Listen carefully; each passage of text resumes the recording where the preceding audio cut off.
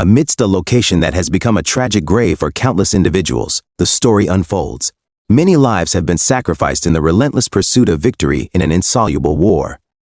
For those who survive, their only desire is to survive. In this world, there seems to be no purpose beyond this primal instinct. Enduring unimaginable hardships, one individual perseveres, emerging as the main protagonist of our story. As he walks toward the source of an intense, shining light, he believes that, after his 18 previous failed attempts to complete the mission, he can finally end his arduous journey. Upon entering the room, the fearless warrior was confronted by a formidable gathering of guardian golems. He couldn't help but wonder if this was indeed the 20th mission. Behind this imposing line of golems, a dark passage beckoned. Our protagonist is led to believe that these sentinels are guarding the path to something more significant. With determination in his eyes, our hero begins to summon his weapon. He knows that the glowing guardian golems will not allow him to pass through the room unchallenged. As he summoned his weapon, a crimson sickle appeared in his hands. The moment the guardians saw the sai, their eyes glowed with a newfound intensity, as if they had awakened from a dormant state. These terrifying creatures began their march towards our hero, raising their massive weapons with purpose. Their combined attacks began as they sought to kill him. Fortunately, our protagonist's agility served him well, allowing him to avoid devastating blows with swift movements. This proved to be the perfect moment for a counterattack. Our hero, with unwavering determination, cast the incantation, Seal of Death.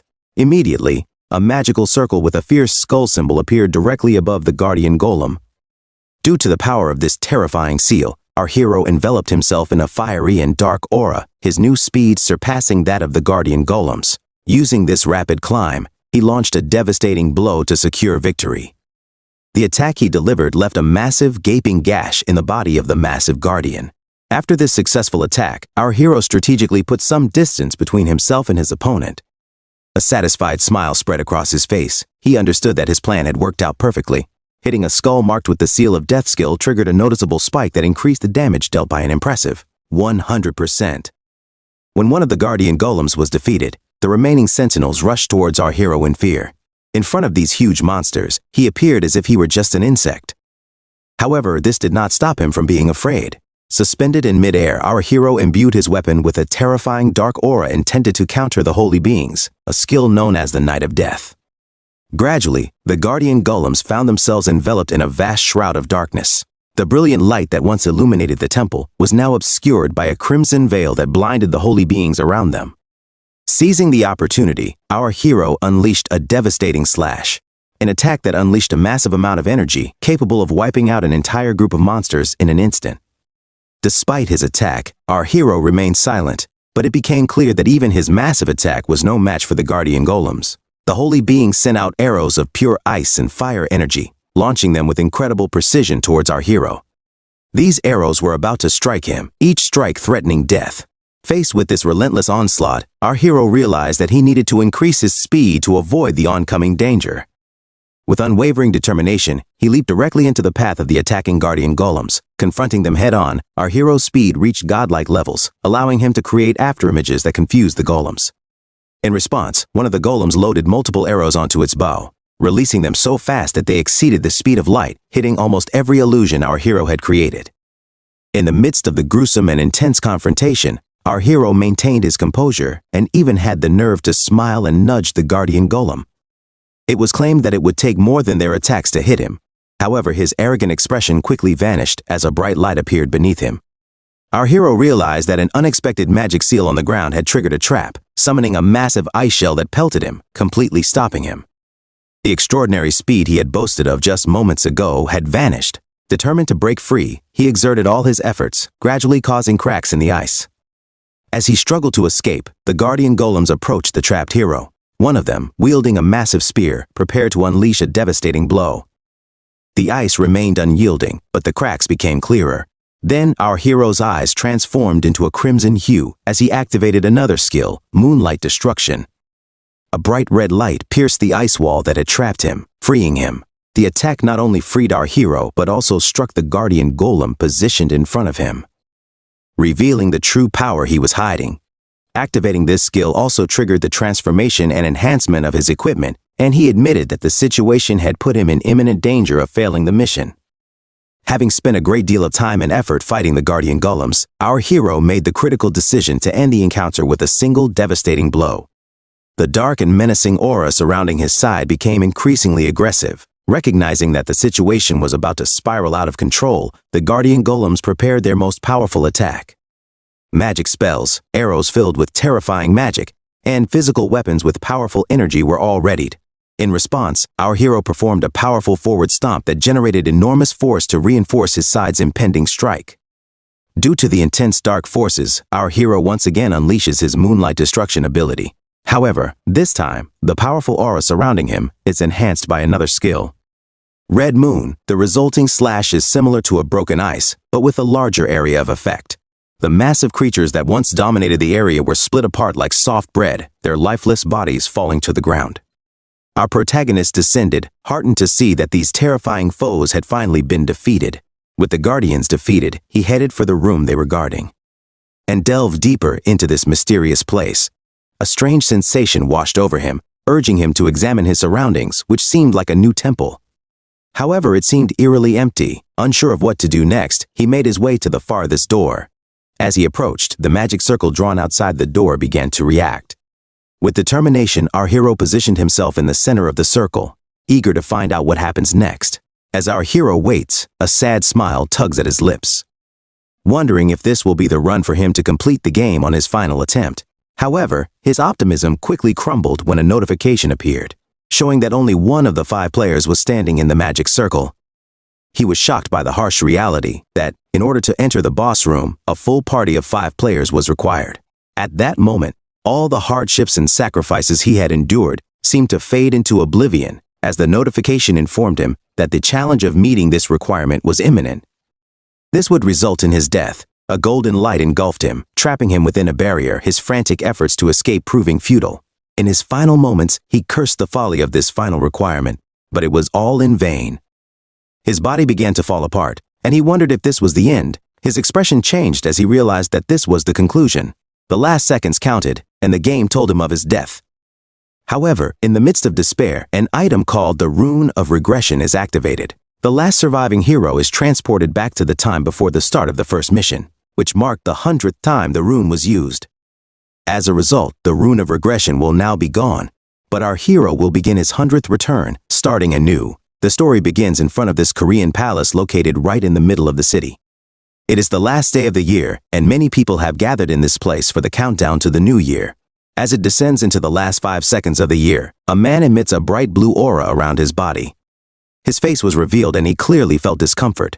This man looked at his hands and realized something, and there, he returned to his old life.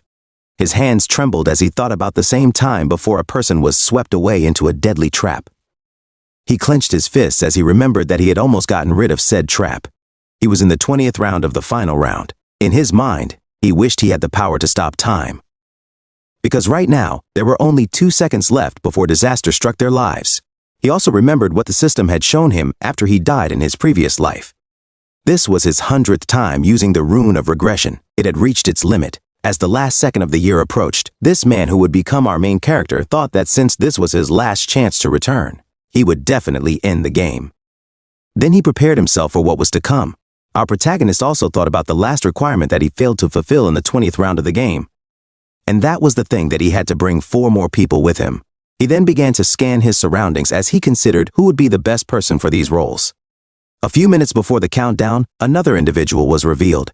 This man was now with his friends. They were also in the middle of the city and were about to celebrate the new year. And while they were waiting, one of his friends was thinking about what he should do after their graduation. This bald man thought about becoming a delivery man. The same person then pointed the question out to his friend. It was then revealed that this person's name was Young Min. He smiled as he answered the question. He commented that he planned to become a gangster. His friends heard him and were shocked. They didn't think that the mean guy was really serious about this matter. The mean guy's defense is that people only live once, so he should do whatever he wants. The anxiety on these guys' faces is evident as they realize they have to keep their distance from the mean guy after graduation. Being close to a gangster is never a good thing. The bald man asked the mean man what would happen to his personal servant after graduation. This question painted an image of a poor and sad man in his mind. The mean man laughed as he revealed that he would not abandon his servant even after graduation. His friends joined in because it was really funny. He added that he should play with that guy as long as he wanted. And while they were talking about that servant, one of the mean guy's friends announced that he had just met that guy. This was the same time that our main character's face was enveloped in this bright light. In the same 5 seconds, he returned to his 100th time. The mean one smiled and confirmed that his friend was right. But as he stared at the man he had been bullying throughout their high school days, he felt something strange. It worried the mean one. This man was not the same servant he knew. Our main character looks more confident now and seems more mature. He even dares to look at the mean guy. Then he comments that our main character is really different from his usual self. The mean one was very annoyed because this was the first time our main character had done this. He was about to teach him a lesson, but his friends stopped him. They reminded him that today was officially the first day of the year and he would have many opportunities in the future. Their statements calmed the mean one down, and he decided to leave the main character alone for now. The four of them continued to party while thinking they were adults. They also wished each other a happy new year. But then a mysterious voice was heard saying that people were interesting. The voice said that people dared to celebrate the new year, even though they didn't know what situation they were in. And since the mysterious voice had been heard by everyone, they tried to find its source. A majestic creature with white wings and white clothes appeared. This one was also enveloped in bright light. His voice also had a relaxing effect. This one, who looked like an angel, smiled as he was pleased with the actions of the people today. He said that for their race, humans are like monkeys inside their cages. All the people who gathered right in the middle of the city were mesmerized by the appearance of this mysterious creature. Everyone was mesmerized by its beauty except our main character. He caught sight of the angel and thought that it had finally appeared. He still hated this sight, even though he had been through it countless times. The angel tried to stop himself from laughing, but he couldn't. Then he said that they were all trash because they were so obsessed with his appearance. The angel also added that they shouldn't think about these useless things because he didn't plan on being with them for long. His gaze and smile grew even stronger when he thought that since these people could see him clearly, they should be able to hear him well too. One of the men, tired of her laughter, then shouted at her and asked her identity. This man even mistook her for an angel, and while that man was muttering, our main character remained silent. The angel still smiled, but this time he couldn't speak. His eyes then turned red and he had a mean look on his face. He commented that this scene was really annoying. Something happened to the same man who was shouting at him a few seconds ago. Suddenly his head exploded. The person standing next to him had blood all over his clothes. His body also started to shake. It took them a few seconds to process what had really happened. A loud scream was heard throughout the area. Young Nin was one of the men who saw what happened and wondered what it was. The angel spoke again, but this time his sweet voice was gone. He then warned all the people not to dare speak informally to him. He also added that they had no right to ask questions. They must also not act arrogantly in front of him, or else they will suffer the same fate as the previous person. The angel continued his speech while giving the idea that humanity now belongs to an inferior race. Our protagonists only sighed when they reached the part where the angel would explain why these things were happening to them. With a bigger smile, he informed everyone that they would now play a game. In a 20-round series, on the first day of each month, their souls would be transported to a new dimension to participate in a game. He carved out the idea that this was all people would do now. For the next few days of their lives, they would focus on completing the given quests. If they managed to complete all of those quests, they would receive some rewards and be returned to the real world. Some people were shocked when they heard this. They thought that their lives would be spared once they completed the said rituals. The angel read the same thoughts of the people, and he laughed as he told them that even if they completed the rituals, not everyone would have enough to survive. Our main character continued to stand there while only about half of them were allowed to live. It was revealed. He was the only one with a calm expression.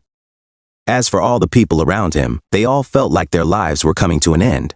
The angel continued his speech and suggested that people should not worry because he would not take all of this. Our main character just sighed at this situation. He must have heard this one 1,000 times. Then it was announced that only people in the entire world between the ages of 15 and 29 would disappear. And while listening, our main character thought that he couldn't imagine playing the same game over and over again. Upon hearing the condition, one of the elders smiled and said that he was safe.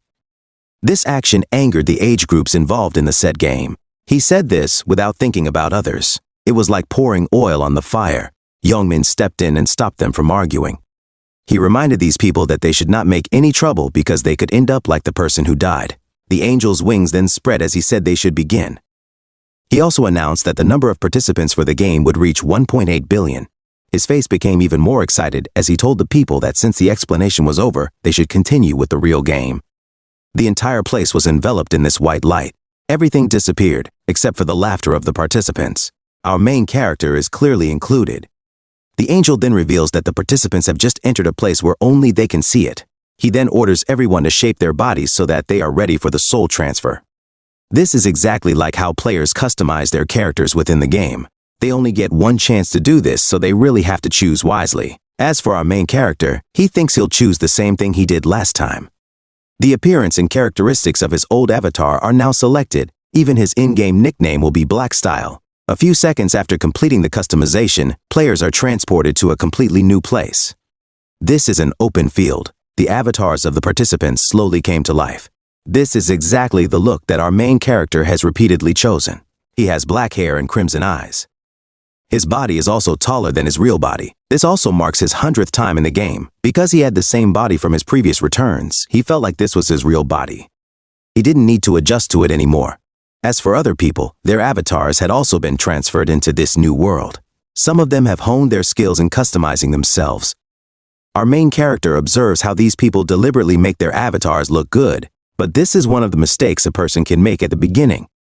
In this other world, the weak become the prey of the strong, and if their appearance is too striking, they become easier targets. And this is a big mistake, because if someone dies in the game, they will also die in real life. Our hero then searches for a specific individual he has been waiting for to arrive, and it is none other than Hwang Yong-min, the bully who made his high school life difficult. Blackside is a bit disappointed because, as he expected, Yong-min has once again transformed himself into a huge figure within the game. When all the players had brought their gifts, the angel appeared again and greeted them. He also noticed that these people seemed to like their new looks. He was happy as he thought about how their handsome and beautiful faces would change after feeling scared and hopeless. Right now, everyone in Seoul has been taken here. There will also be approximately 1.8 million people who will disappear, which makes other people wonder why only a few of them are visible. The angel laughed as he thought that this was what made people inferior. His mood also changed as he revealed that this place was not the only one that would serve all participants. There were also other angels who were now playing the same game, and without further ado, the angel began to explain more information about this game. Players can access a type of status window as long as they can think to summon it in their minds. This is an example of what it contains. In front is Blackside status window. There's nothing impressive about it since it's just the beginning of the game. The main character also sighed because all of his max level stats from his previous life were gone. The angel asked everyone if they had all seen their status windows. He said that it was a reminder of how rubbish they were, and for them to survive to the end and clear the 20 rounds, all they had to do was get stronger. If someone truly achieves this task, the angel declares that the reward is anything they could ask for. In addition, they will be able to get out of this survival game. Other people start thinking about things they really want. That's a pretty impressive reward. And to start things off, the angel smiled as he revealed that he had something prepared for everyone today. The players accessed their inventories and found something quite remarkable. There is now an item placed inside. It is a random rune. The angel explains that this rune can only be used once. Players can use it even if they are only level 1, and it is the only thing given to them at the beginning. Players can use this item whenever they feel like using it. Yong-min was the first to use it and was amazed by what he saw. The angel laughed again when he noticed that some players were not happy with the things they got from the rune. He then explained that they had no choice but to accept it because it was their luck, and after explaining the runes, he snapped his fingers as they entered the real game. Light particles began to materialize all over the place. All the players were greeted with a notification about their first mission. And this is something that is somewhat expected for players to encounter at the beginning of the game. All they have to do is kill 100 goblins each. Of all the participants in the world, only half of them will survive after this round. A few moments later, the first goblins were summoned. The players saw this and commented that it really looked like a virtual reality game.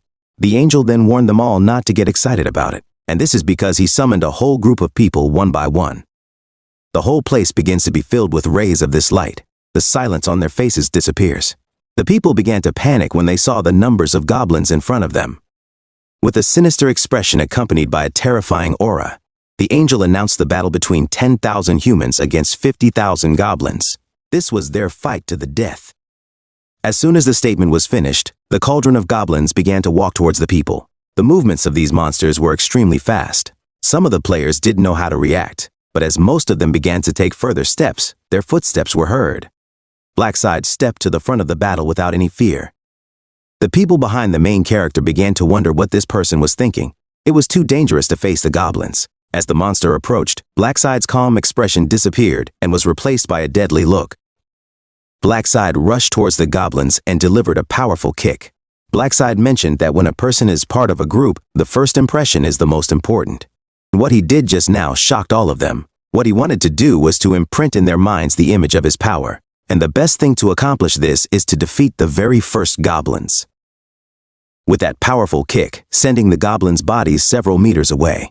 Then the protagonist takes the dagger that this monster is holding. In his mind, he really needed to avoid being surrounded by these monsters. So he needed to show them how strong he was. Besides, there was another important thing he needed to get. That was the attention of the angel assigned to their group, who now seemed pleased with what our hero had shown. Blackside had no choice but to put on a little performance in front of everyone. The two goblins that rushed in his path were slashed in an instant. Other players are now wondering if Blackside is some kind of secret agent in real life. They also admire his nickname Blackside, and since our main character has shown his strength against the goblins, they get the idea that perhaps these monsters are the weakest monsters they will ever face.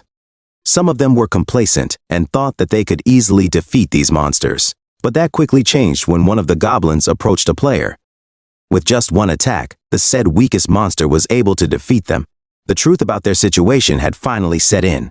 This was really the part where they couldn't be confident and expect to survive at all.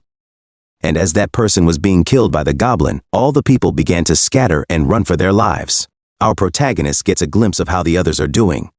This scene is one of the so-called greetings to Inferno. At this point, no one would be mistaken for thinking that this is just a game. Nowadays, people have only one thing on their minds, and that is the concept of survival. The once carefree people who dominated the food chain have become victims. The first instinct upon seeing this danger is to flee without direction. Blackside remembered that this was the same mistake he had made the first time. And only after the second regression was he finally able to face the harsh truth, and that was that no matter how fast a person ran, they could never escape this dementia. This woman didn't know that there was an invisible barrier preventing them from making a greater distance from the mists. She stopped walking and wondered what to do next. This situation was also a wake-up call for modern people. With everything that is easily given to them through the use of technology, their instincts of killing other creatures have been lost. Some of them will hesitate to make their first kill. However, having two minds within this game can prove fatal, as it can give the monsters the slightest chance to turn things around and have their counterattacks. A few minutes passed and some of the people exceeded their limits, but they were in a difficult situation. The angel continued to watch the match with amusement. He said that goblins might only be the size of a human, but players would still have a hard time killing them, especially when they came in groups and armed with daggers. But while most people were struggling, one individual caught his attention, and that was Blackside. He wondered what was wrong with this guy. The angel then checked his progress and found that our protagonist had already killed 70 goblins. He was annoyed that the system would only show him this player's progress and nothing more, but he decided to let this matter go because he didn't expect that some of the common people would have 101 like him, who would be interested in watching over them. The battle against these monsters continued, and each time a player defeated a goblin, they would gain experience points and gold, which would eventually level them up. As for our protagonist's progress, he had now killed 75 goblins, and he continued to show off his impressive skills while dodging all of the goblins' weapons. Another group was now rushing towards him, but each of them was met only with a quick and powerful attack from the dagger. This man's hand was now stained with the blood of the monsters, causing some to hesitate to attack and approach him. But our protagonist showed no mercy and continued the attack. One attack was enough to defeat them, his eyes becoming even more terrifying as he searched for more goblins to kill.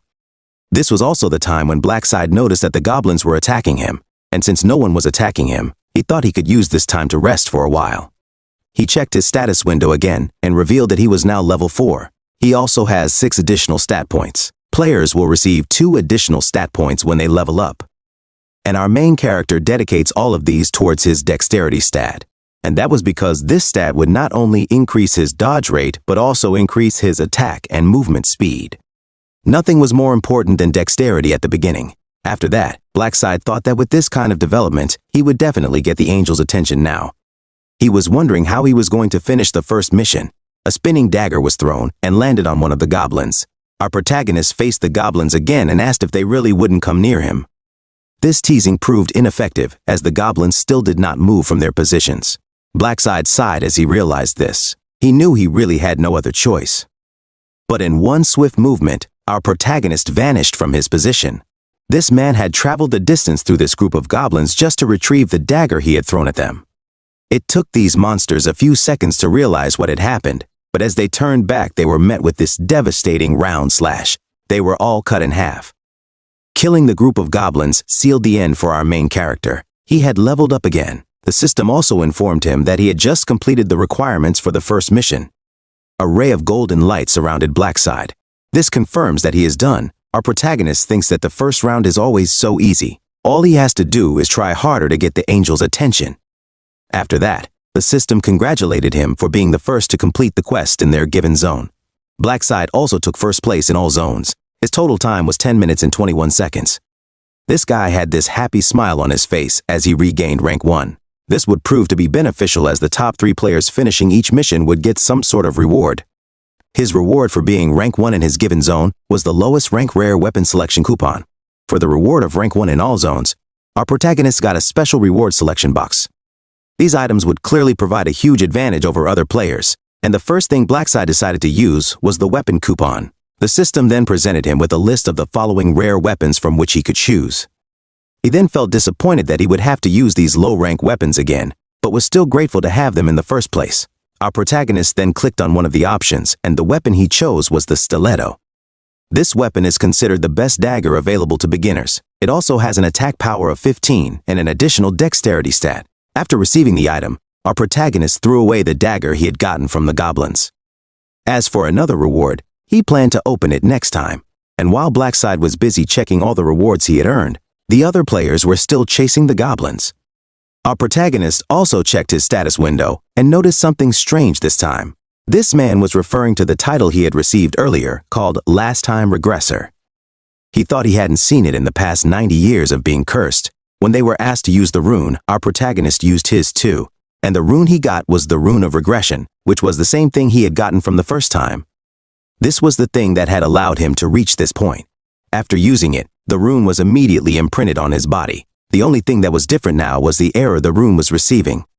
Our protagonist had expected this because he knew he would never be able to return. This rune also confirmed his 100th regression, which caught Blackside's attention. This was also the time he took the title of Last Time Regressor. In this game, the titles are superior rune concepts. The Last Time Regressor is only obtained at the 100th regression of a particular individual, and it allows the user to remain in the form of tears for 1 minute. The user can be revived at any desired point in time, as long as their health is restored. He then remembered that the ability to resurrect could only be seen as a crazed skill. Even that only restored up to 30% of their health. Our protagonist thought that the title he had taken this time would really prove useful, and having this in his possession would really help him finish the game this time. Because this title is unique and seems to be very rare to appear, Blackside has requested that it be set to private. This setting will prevent any other players or only them from seeing this information. Our protagonist stretched out his hands when he thought that other players who had passed the mission would soon appear. He also wondered how Yongmin was doing. As he explored the area, he saw this man still alive. Blackside realized that Yongmin would also survive this round. After a few more moments, several golden lights appeared all over the place. The angel was still watching and smiling as he wondered why the battlefield was a bit boring for his taste. It turned out that the number of goblins had actually decreased as more and more people were killing 100. The fun of fighting groups of monsters was gone. All they had to do was apologize for their mistake. He promised to make it more fun. The other survivors burst into tears upon hearing his deceptive words. They knew this meant some trouble. Meanwhile, the bodies of the dead players began to disappear. More people noticed this and ran away wondering why it was happening. And while they were worried about their friends and companions, another bright light was released. This was the first time that seeing a golden light did not mean safety. Another group of goblins began to rush towards the players. Their faces were now filled with fear. They were already tired of the previous group. The angel revealed his crazy face again and told them that he had just added another 50,000 goblins for these people to kill. Since they really had no choice but to fight, the remaining players faced these goblins. The peaceful open field had once again become bloody. The monsters did their best to fulfill their role in this mission. But at the same time, the players were angry and found a way to survive.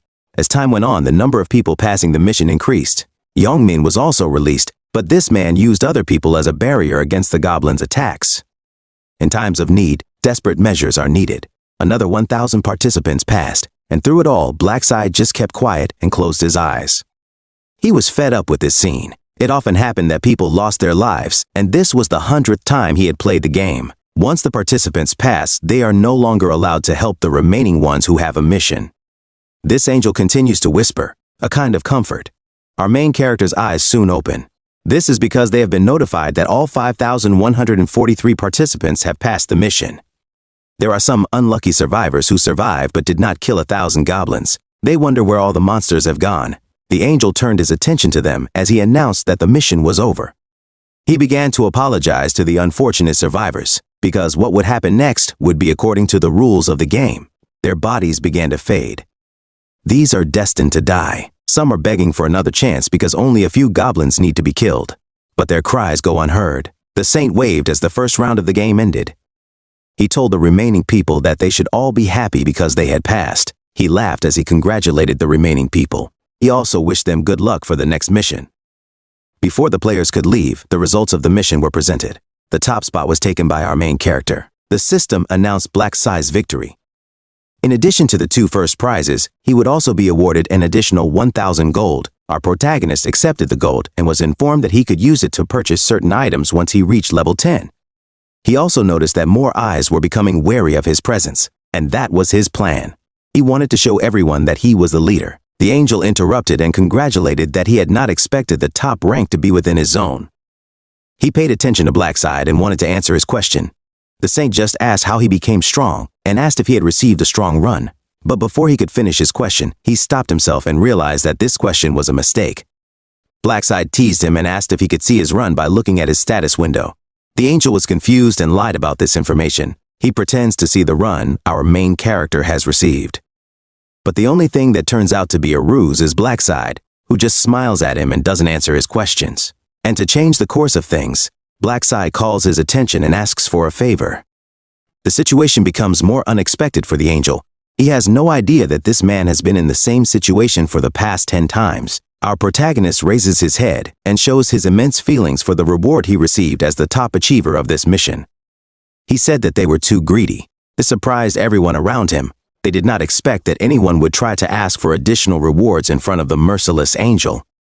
And as expected, the angel's mood changed as our protagonist was asked what he had said. But Blackside wasn't fazed, not even for a moment. He continued on and repeated the same words he had said earlier. He wanted a better reward. Our protagonist's combative behavior was gradually irritating the angel. But while everyone was confused, in the back of their minds, these two just stared at each other. For this angel, he wondered if he was being looked down upon because he had led this mission. He couldn't accept the idea that a simple person would dare to ask him for requests. He raised his hand, which he had planned to drop, but he stopped when he remembered that he had already used that authority a moment ago, which meant he couldn't use it to kill our main character. Another idea came to his mind as he stared at Blackside. He knew this was enough to drive him away. The angel lowered himself and walked towards the ground. He explained that normally, things like this were immediately driven away, but he told Blackside that he would think about it and that they would need to talk privately. The others might wait for them until they returned. As they walked away from the others, some praised Blackside. His negotiation with an angel really worked. They were wondering what kind of reward he would get, and to the people watching behind our main character, Yongmin was there. He felt the gaze and returned it. Yongmin was confused and asked if there was something he didn't understand, but our main character continued walking with a smile on his face. Meanwhile, these two have come a long way from the other eclipses. They are now inside the forest. The angel orders our protagonist to walk closer to him because he is getting tired of checking to see if he is still with him. In the back of his mind, he was already angry with people. He thought that this race needed to be yelled at before they would understand things. He also considered them greedy and stupid.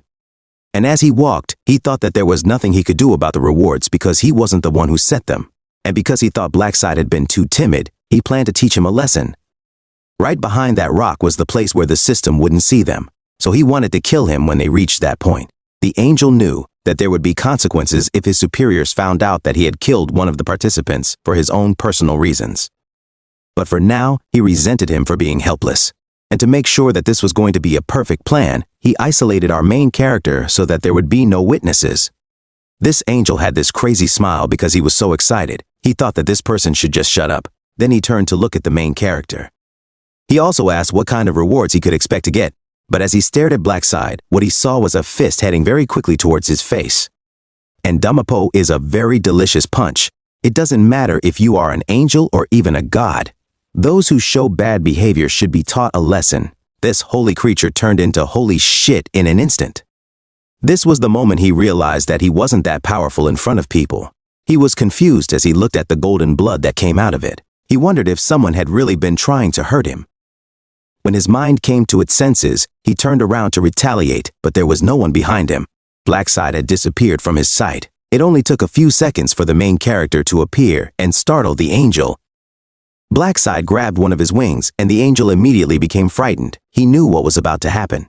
But even so, she still screams and asks what this person is going to do to her. She also begs him to stop, but our main character is really ruthless. He doesn't care about her and breaks her wings like they're fragile. The angel almost lost consciousness from the pain he felt at that moment. And as Blackside tore at him, golden blood spattered all over the place. With a cold gaze and expression, our protagonist told him to stop being a crybaby. Blackside didn't stop there and grabbed another wing. He counted this one again as the angel screamed. All the wings were now removed. Blackside commented that this way he wouldn't be able to run anymore. He also asked if the angel was feeling pain, and of course the angel answered yes. It's as if a part of his body has been ripped from him. Our protagonist reveals that in 5 minutes, he would have been the one asking these questions. If his plan had worked, he would have been the one laughing the entire time. The angel tried to deny these allegations and shouted that he was very confused. And that's when Blackside revealed the dagger hidden behind the wings. He said that this angel was planning to stab him in the back with this weapon, and since the angel fell silent, the main character confirmed his intention. But he still tried to talk his way out of the situation. Blackside smiled and told him that he didn't have to lie, because just by looking at his expression, he already knew the answer. He also called the angel Biriel. Biriel was stunned upon hearing this statement. She asked our main character how he knew his name, but this man simply replied that she didn't need to know. At the same time, he pulled out his newly acquired dagger from the storage space. Biriel was stunned when she saw it, asking why our protagonist had pulled out his weapon. She then taunted our protagonist about blowing his head off with her ability. He said that just by snapping his fingers, things could end badly for him. But Blackside already knew that he couldn't use said skill anymore because he had used it before. This was also the reason why he became confident. And as for Biriel, she was busy thinking about what she should do. She had no other choice now. But this angel did not give up easily. She said that if the other angels found out that she was going to die, her companions would take revenge against Blackside. The only problem is that our main character knows that all angels are egoists who don't care what other people do, and they don't care if one of them gets killed or not. Our main character was about to kill him now, but he tried to give him reasons not to do it. He said that if he did this, it would not give him any benefit. Moreover, you will not be able to go home, Blackside. But as we said earlier, he already knew that all these words were not true. Regarding the last offer, the angel said that he could give him all the information this person needed for all the missions. But Blackside didn't really need it. He had already run through all of this 1,000 times, and all the events were already imprinted in his mind. Besides, if he needed information, he could just torture him until he revealed all the knowledge he had. After that statement, the angel was shocked when the dagger in our protagonist's hand went straight into his chest. Burial fell to the ground as the dagger was pulled out of his body.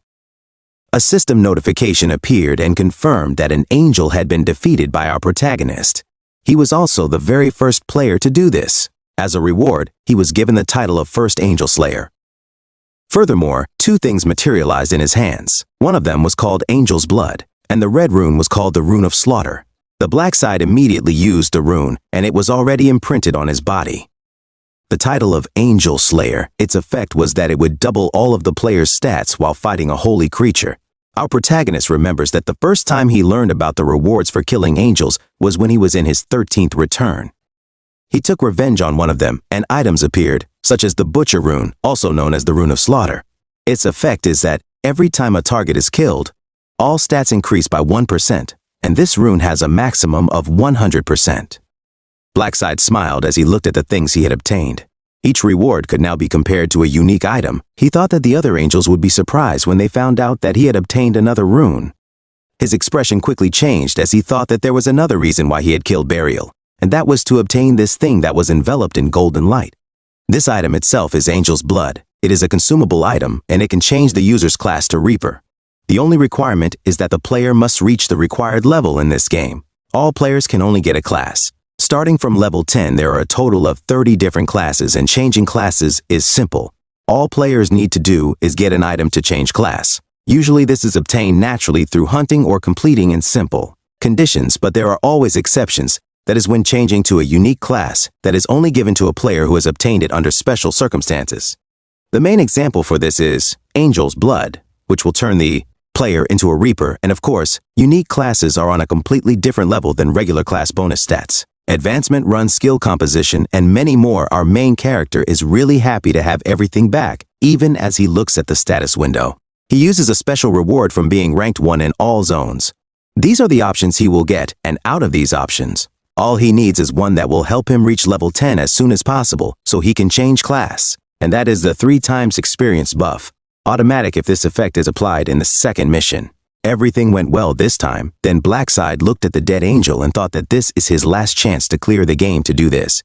He is ready to do whatever it takes to become stronger after a few more moments. It is finally over the first round of the mission. The total number of survivors in all regions is approximately 900 million, and those within our main character's zone are approximately 5,000. This announcement also announced that they will be transferred back to their original bodies in the other dimension. The next mission will take place on the 1st of February. 2023. Youngmin gasped when he woke up from his deep sleep. He immediately turned around and thought that he was in the middle of the city. He had just fallen asleep at the New Year Bell event. Confusion was evident on his face. He thought about what had happened. He was just thinking that he had experienced a strange dream. This was the same thing that happened to everyone else who was there. Youngmin checked his cell phone and saw that it was 5:20 in the morning. This was the same time that had passed in his dream. His friends were slowly waking up and complaining of the same pain in their heads and bodies. They exchanged information, and it was confirmed that the same dream had happened to everyone. They were in tears, wanting to know why all this was happening to them. The only explanation they had now was that it wasn't really a dream. More people were gradually understanding this truth, and they were wondering if they would be cursed to another dimension again on the first day of February. But as time passed, some of them noticed that other people around them had not yet. Youngmin's friend Tesek wakes up, not moving. He approaches his friend and calls his name. Tesek's face is pale, and it is clear that his body is lifeless. They try to keep the situation to themselves, but as they realize it is true, they begin to tremble. One of their group says that Tesek is not breathing, and he cannot even sense the fakeness. Youngmin is shocked to learn that their friend is dead. The conclusion that perhaps he did not survive the mission against the goblins comes to their minds. The bald man looks around and realizes that there are other people who have not yet woken up. Fear overwhelms them as they realize that the people lying on the ground are now all corpses. Only half of them survived the attack. Youngmin could be seen in shock as sweat dripped down his face. No matter what he thought, this situation was so cruel. This man thought that no matter what the state of people was, they would be equal now, whether they were born with a golden spoon in their mouth or not. The game had removed the cry of people calling life unfair. Youngmin tried to calm his friends. He told them that they just had to make sure they could survive each mission. He added that this happened to them all the same, so they didn't really have to feel the unfairness of the situation. His comments created the image that he was a lunatic in the eyes of his friends. The bald man took a deep breath and told Youngmin that he had only fulfilled his dream of becoming a gangster, so he had no feelings for anyone else. They had other things to do. The bald man also noticed that Youngmin was not listening to his words. Youngmin was busy looking for someone around, and it was none other than our main character. In his mind, he knew his servant was just there, standing near them. But right now, he was nowhere to be found. Youngmin thought that maybe his servant hadn't completed the mission. He smiled, thinking that this was only natural since the village man was too weak and suspicious to defeat 100 gobla by himself. But suddenly, something caught his attention. Youngmin saw a man with a strange device on his shoulder. He wondered what the connection was and where his incredible clothes came from. He swallowed his saliva as he realized something. Youngmin was thinking of using the status window, like the one in the game, and it was true. By now, this guy had reached level 5, and all of his stat points were focused on his strength. He couldn't believe that he could use this feature even outside of the game. His friend overheard him talking and tried to access their status windows as well. They were both surprised. All the people who survived the mission took the same steps. They thought it could be used in real life. To make sure of this, Youngmin picked up one of the rocks on the ground. He clenched his fist and succeeded in breaking the solid rock. He was fascinated by the scene he saw. It seemed as if he was still dreaming, and after a few seconds, his amazement became even more cruel. He said it was very good. After this, all the news in Korea started covering this strange event. It was discovered that more than 10,000 civilians suddenly lost consciousness at the same time. A video clip was also shown depicting Burial's arrival in the city. Someone also recorded the moment a man's head exploded right in front of them. And as the video progressed, the alleged angel extended his arms towards the civilians. What happened next made these people suddenly fall asleep. Police reports also confirmed that most of the civilians who lost consciousness were between the ages of 15 and 20. This strange phenomenon is also happening all over the world. People who are not involved in the game started to panic and ask questions on social media. They were all confused. Some even say it's fake and just CGI. But one knows that what's happening now will change the whole world. The first mission is over and many more things will be born. Our main character says this is just the beginning. Articles about the deaths will continue to appear without stopping. In just one night, 11% of the population dies. As the man was walking home, he realized that the real problem was yet to come. Those who survived this strange event were now called players, and the cause was being investigated. Furthermore, the abilities of the so-called players had been transferred to reality. Right now, it's surprising that no player has reached a high enough status to change things in their reality. But over time, some of these players may level up and become transcendent entities. No matter what modern weapons others use, they won't stand a chance against the players. All of them are close to being called human weapons. For our main character, he has no plan to watch the world collapse in front of him. If he leaves everything to their own devices, the world will rot before the second round. The only solution this man has in mind is to control the players. And that is with the use of very powerful powers.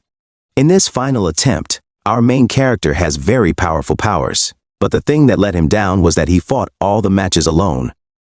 He needed 4 more players to complete the final match. With a more determined face, he thought he already had a few people with potential in his mind. He was also thinking of ways he could recruit them. But since the game had just begun, he didn't dare to take action yet. In his mind, he had more important things to take care of. The name of our main character in this reality is Ryuman, and we'll call our main character by that name from now on. Ryuman goes to an apartment building. He opened one of the rooms in the apartment because that's where he lived, and as he entered, he noticed something inside. It was an empty ramen cup. He said that a certain person had eaten unhealthy food again. Ryuman entered a door and looked inside. A man who looked like him was fast asleep.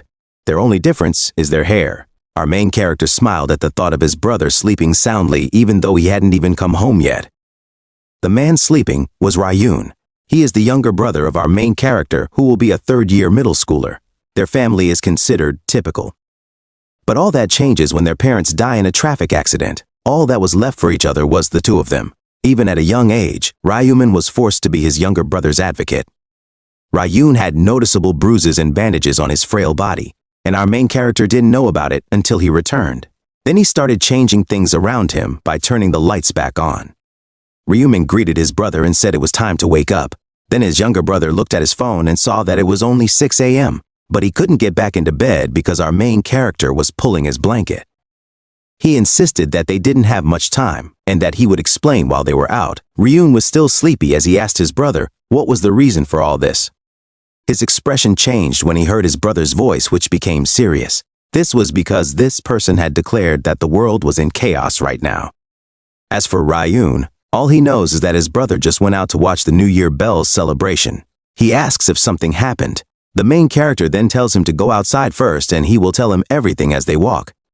A few moments later, the two were walking down the street. Ryun stared at his brother intently, wondering if something bad had happened. This was one of the rare cases where his brother's face was serious.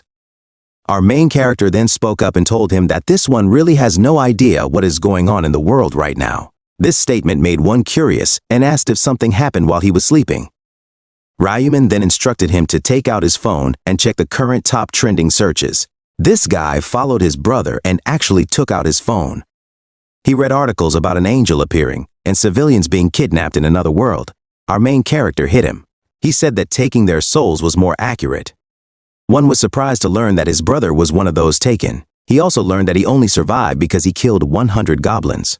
He tried to ask if his brother was okay, but was stopped when the main character told him not to worry about him. He vehemently stated that he couldn't help but worry about his brother. When their parents died, everything changed.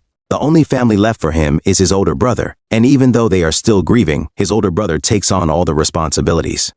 Sir Human needs to be strong so they can move on with their lives, and until now, his older brother is the only person he knows who has been the most thoughtful person ever. But even then, he still couldn't fathom the idea that his brother had actually killed 100 goblins. He thought that maybe his brother had a weakness too. Our main character then interrupted his younger brother's thoughts because he already knew what he was thinking.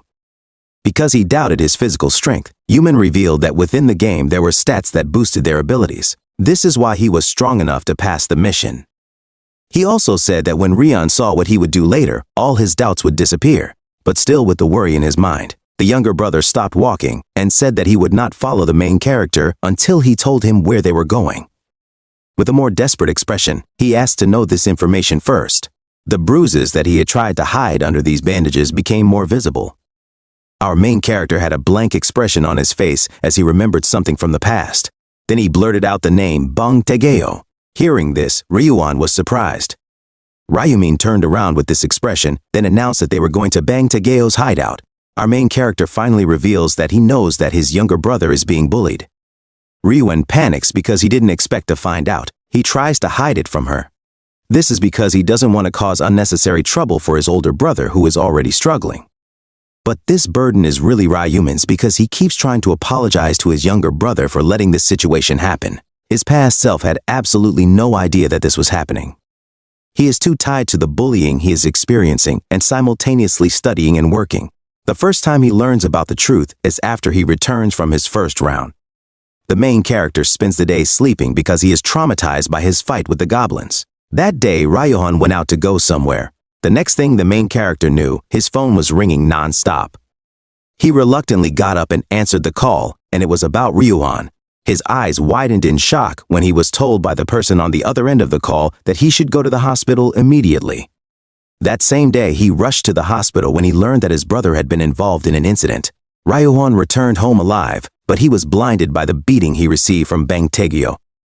The main character regretted that day and blamed himself for being too weak and stupid. He was unable to protect his only family in this world, but since he recovered, he changed Ryohan's fate and saved her every chance he got. He promised that no one would ever hurt him again. Meanwhile, in this abandoned factory near their place, someone was being beaten up.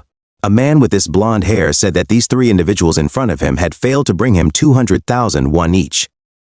And because their bodies were so sore, they didn't even have the strength to give their reasons. This resulted in this person continuing what he was doing.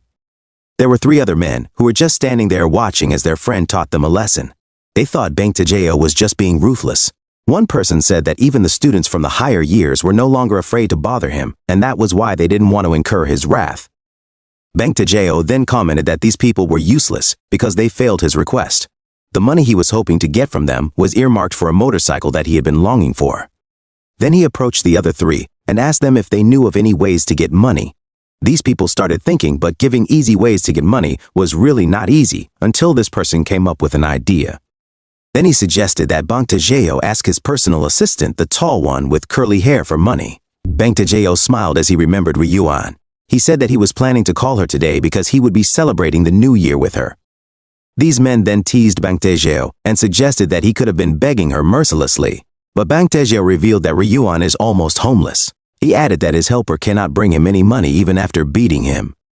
It seems that his house is also in ruins. Upon hearing this situation, the three were disappointed. They were a little saddened, especially when they found out that Ryuan's parents were no longer there. Bang Tegeo continued to tell them that the boy's only family was his older brother, but Bang Tegeo stopped speaking as his gaze focused on something. It turned out that it was because Ryuan and our main character had arrived at this abandoned warehouse. Bang Tegeo smiled when he realized that he had nothing to fear, especially in Ryuan's presence. He approached Ryuan and said that they were just talking about him. But in an instant, this man's mood changed and he tried to scare Ryuan. This man immediately apologized while his older brother stood next to him. Bang Tegeo noticed our protagonist's presence and wondered about his identity. He thought his face was a bit annoying. He then turned to Ryuan and asked who this person was with him.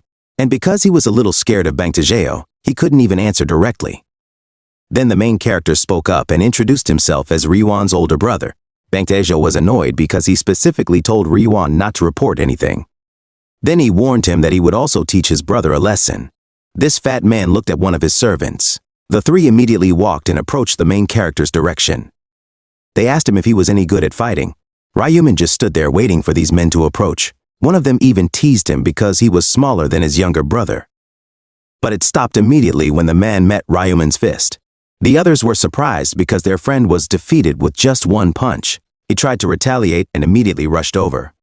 The only problem is that his attacks don't hit. The main character gets fed up with this, so he retaliates and it's a direct hit. Then the gangster is sent flying towards these metal drums. The other one also tried to rush in, but as expected, a swift punch was delivered to his face. The three warriors were now on the ground and struggling to get up. Meanwhile, Bang Tae-geo still had a scary smile on him. He said that this scene was too trashy. In his mind, Ryuman might have learned some boxing skills. But he wondered if that was enough to fight him. He then walked towards them and praised Ryuman for winning against his opponents with some boxing skills, but he wondered if that was enough to fight him. But as he stood in front of our main character, this one bragged as if he hadn't learned that physicality is also very important in boxing. Ryuman just smiled, while the person in front of him still had no idea what in the world had just happened. Bang Tae-geo was curious, so he asked him, but Ryuman just smiled. Because his question was ignored, this man became very angry. Then he punched the main character. And as usual, these normal punches had no hope of hitting a player like him. Bang Tae-geo continued throwing these punches. He was getting annoyed, especially since he tried to hit him. His vision was getting blurry from the fatigue he felt. All the punches he threw missed their target. He also wondered what was happening because he wasn't hitting anyone at all. As for the main character, he formed his fist with this blue aura. Then he commented that if Bang Tae-geo was watching the news, he wouldn't dare fight him. After that statement, Ryuman's punch went straight to the fat man's face. Even though Bang Tae-geo was heavy, the main character still managed to push him a few meters. Bang Tae-geo then rushed towards Ryuman to launch a counterattack. But he failed to hit anything. The punch was thrown into this empty space. This man wondered where his target had gone, and then right at the side of his face, a bright light appeared again. The grandson takes another punch, and he can't help but cry. Even though he's clearly at a disadvantage, Bang Tae-geo still says that our main character is no match for him. He tries to stop the blood from flowing from his mouth, and his tooth falls out. He got angry and shouted that he would make sure to kill Ryuman. The fat man tried to land another punch, but it was easily dodged. The main character then grabbed his hand and sent it in a different direction. This caused Bang Tae-geo to lose his balance and receive another attack. And while all this was happening, other men were watching as Bang Tae-geo was punching them. This man thought that Ryuman might have been hitting his face on purpose. He looked at the enemy and saw his face full of arrogance and confidence. Bang Tae-geo now wanted to hit this person at least once. He rushed at Ryuman again, but then a strong kick hit the damapo. Bang Tae-geo was sent flying towards the wall. This guy was at his limit. He didn't have enough strength to sustain this fight. Furthermore, the attacks he was receiving were not easy to take. With a more irritated expression, the protagonist asked this polisher if he was hurt. Ryuman remembers the day he saw his younger brother go blind. And of all the regressions he has, this is one of the scenes he will never forget. That's when the fat man asks our main character not to come near him anymore. He protected his neck from another kick and begged Ryuman to stop, but after all the main character did was hold his hand, which confused Bang Tae-geo. Ryuman smiled, but now his eyes were full of fear. He explained, this was the same reason why he shouldn't have disturbed his little brother. A hint of pain was felt after that statement. The man suddenly just stared. After a few seconds, the pain finally registered in her brain, and she screamed loudly. Many of her fingers were now broken. And while she was still crying over the broken fingers, the main character held her other hand. Bang Tae-geok's eyes were full of fear. He kept shouting the word, "Enough is enough." Seeing this scene, Bang Tae-geok's camp also ran away. They knew they would get into trouble if they stayed. Ryuan also turned away because he didn't want to see what his brother was doing to Bang Tae-geo. Our main character warned this man again if he ever bothered his younger brother again. I think this is more than enough lesson for today. Bang Tae-geo is already regretting his life decisions. All his fingers are broken now. Ryuman smiled when he heard his confirmation. But the scary smile was still on his face. Then he grabbed Bang Tae-geok's other arm and broke it again. He said he needed to be sure in case this fat guy ever thought of taking revenge. a loud scream was heard all around. After that encounter with Bang Taegeok, the brothers casually left the scene. Ryuan asked his older brother how he did that. He thought maybe he learned some martial arts or something, but our main character denied it and told him that it was because he was already a player. The stats can be used to boost their abilities in real life. And to really convince his brother, Ryuman tried to summon the weapon he had obtained in the last round. A bright golden light appeared and gradually became whole. Ryuan was shocked when a dark and sharp dagger actually appeared. This man was now beaming with amazement. Ryuman also added that all players could summon their weapons like this. And this was the time when Ryuan realized why his older brother could move so fast because of these stats. He didn't even have a hard time dodging all those attacks. The main character revealed that he was able to move like that because his dexterity stat was already at 11. Normal people only had about 3, and athletes had about 10. Ryuan asked what happened when his level increased, but his brother pretended not to know because he had not reached that point yet. This person was now willing to lie about this information because of what happened in his previous regression. During his 11th regression, he told his younger brother that he was a regressor, and this put Ryuan in danger. He was kidnapped by several players in order to control our main character. Even though he saved him before, he didn't want Ryuan to experience that trauma again. Staring at his brother, Ryuman thought that he should be more prepared to protect him from other players. To start things off, he asked this person if he wanted to have breakfast at the convenience store. Ryuan happily accepted the invitation, so they went inside the shop. The younger brother caught Ryuman's attention as he headed in a different direction. He pointed out that the cup noodles were in that direction, but our main character first headed to the ATM to withdraw money. As he pressed them, he thought that this was all he had saved so far. It was a total of 133,201. This was only around 100 cent Eustachius and Sabas. Ryuman withdrew 100,001. Ryuan was shocked to see that his brother had withdrawn so much money. This was the truth that these two brothers lived a poor life. Our main character just told him that he would need it later. Meanwhile, he asked Ryuan what he wanted to eat. This man hesitated to say what he liked because all the food in this place was expensive, but his older brother assured him that he would get all the food he wanted. This was Ryuman's way of making up to him because he only had 1 cup of noodles last night. Even then, he was still hesitant because they might run out of money in the coming days. When everything was in order, Ryuan got this chili pork belly. He said he had been wanting to eat it for a long time, and his face showed happiness. He smiled at our main character, and then he told Ryuan that they should eat Hano beef sometime in order. Ryuan felt awkward again after hearing this. He told his brother that this chili pork belly was enough for him. Meanwhile, in this man's mind, in a few days they would be able to eat whatever they wanted. After a while, the two of them were eating their breakfast. The pork belly looked really delicious. Ryuan then took his first bite. His face was red from the deliciousness. And while they were eating, Ryuman stood up and told his younger brother that he just had to do something. Ryuan just stared at his brother and watched where he was going. A few seconds later, our protagonist returned with a pen in hand. Ryuan was shocked to see that his brother had bought so many lottery tickets. All the remaining money they had was spent on buying 20 tickets. The younger brother was shocked because it would be 100,001. But while this person was panicking, our main character just continued to choose all the numbers he could remember. He ordered Ryuo to just wait. Ryuo was even more confused when he saw what his brother was doing with the tickets. Our main character picked the same numbers over and over again. He just smiled and announced that he did it because they were the winning numbers. That evening, the siblings returned to their apartment. Ryuo, excitedly glued to his phone, was busy watching the lottery draw for that day. Biting his nails in nervousness, he wondered if they had just thrown away 100,001. Despite Ryuman's reprimands about this behavior, Ryuo couldn't contain his excitement as the numbers were drawn. The host's voice blared through the room, announcing the first number, 3, followed by 18. The third number 9 blared again, then 3 8s, the air filled with tension as the number 5 came out, 21, followed by 1. Every number matched the ones Ryuan had picked earlier. As the seconds passed, the screen displayed the last 6 lucky numbers, 3, 18, 9, 38, 21, and 1. Interestingly, they didn't need the bonus number because all 6 matched our main character's picks. In disbelief, Ryuman exclaimed that this was crazy. He couldn't believe that Ryuan's intuition about buying lottery tickets was right. His eyes gradually filled with tears. He even asked his brother to pinch him because he thought it was just a dream. But our main character just smiled at his brother and confirmed that it was real. Ryuman teased him and asked if he would rather this was just a dream. A few more confirmations were needed for Ryuan to truly believe. He stood up and held up the tickets they had bought. He screamed with joy. But his celebration was cut short because our main character advised him to be quiet. Their neighbors might hear him. Ryumin was overjoyed to see his younger brother like this. He thought he had reacted the same way the first time he bought lottery tickets. He also screamed and celebrated all night, but as he kept coming back, this had become the kind of annual event he was obligated to do. This is all because he will eventually need a lot of money. The loss of population by 60% in just one night has really affected the economy of all countries around the world, and soon, trading items between players will also be available, all of which will be done on a cash basis.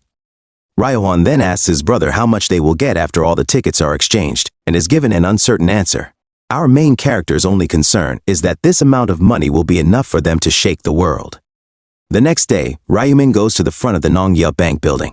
Because he had already won it many times, he was not nervous as he walked towards the teller. He then approached this individual and casually told him to come here to claim the first-place lottery prize. Upon hearing this statement, this person immediately greeted our main character. But as he stared at Ryumin, he thought that this man looked like a high school student. Then he asked our main character about the shop where he bought the ticket. And he answered by saying QS24 shop, the Hue branch. His answer surprised the man. He remembered what his colleague had shared with him about the number of winning tickets in this round. There were 115 of them. This person said that what was most crazy was that all 100 tickets were purchased in one store. Then, he got the idea that only one person bought all the tickets that day. Whatever the case, he was advised that whoever claims the winnings in this store, they should be treated like a very important person. This person was interrupted by our main character, as he was seen lost in his thoughts. He quickly apologized and asked Ryumin to just wait a moment. A few moments later, someone else entered and greeted our main character. He introduces himself as Guan Junho, the president of Namgyep Bank. The bank president personally congratulates our main character for winning a lot of lottery tickets. He also congratulates him on the process. Ryumin was then invited to another quieter area and asked to follow the president. President Juno led him to this room where the proper department would be handling the lottery winnings. They entered the room and were immediately greeted by a lady. This one wondered who this person was next to the president. He thought it might be his son.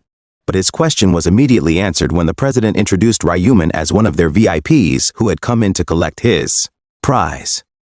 He also told the lady that he should make her comfortable in everything.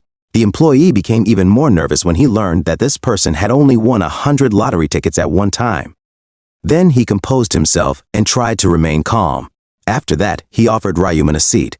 He also asked him if he wanted to drink anything, but our main character just wanted to get his winning prize right away. As part of the process, she would first confirm the lottery tickets. Ryumin quickly handed her the tickets. There were indeed a lot of them, and as she inspected them, the woman couldn't help but think that this was a fake.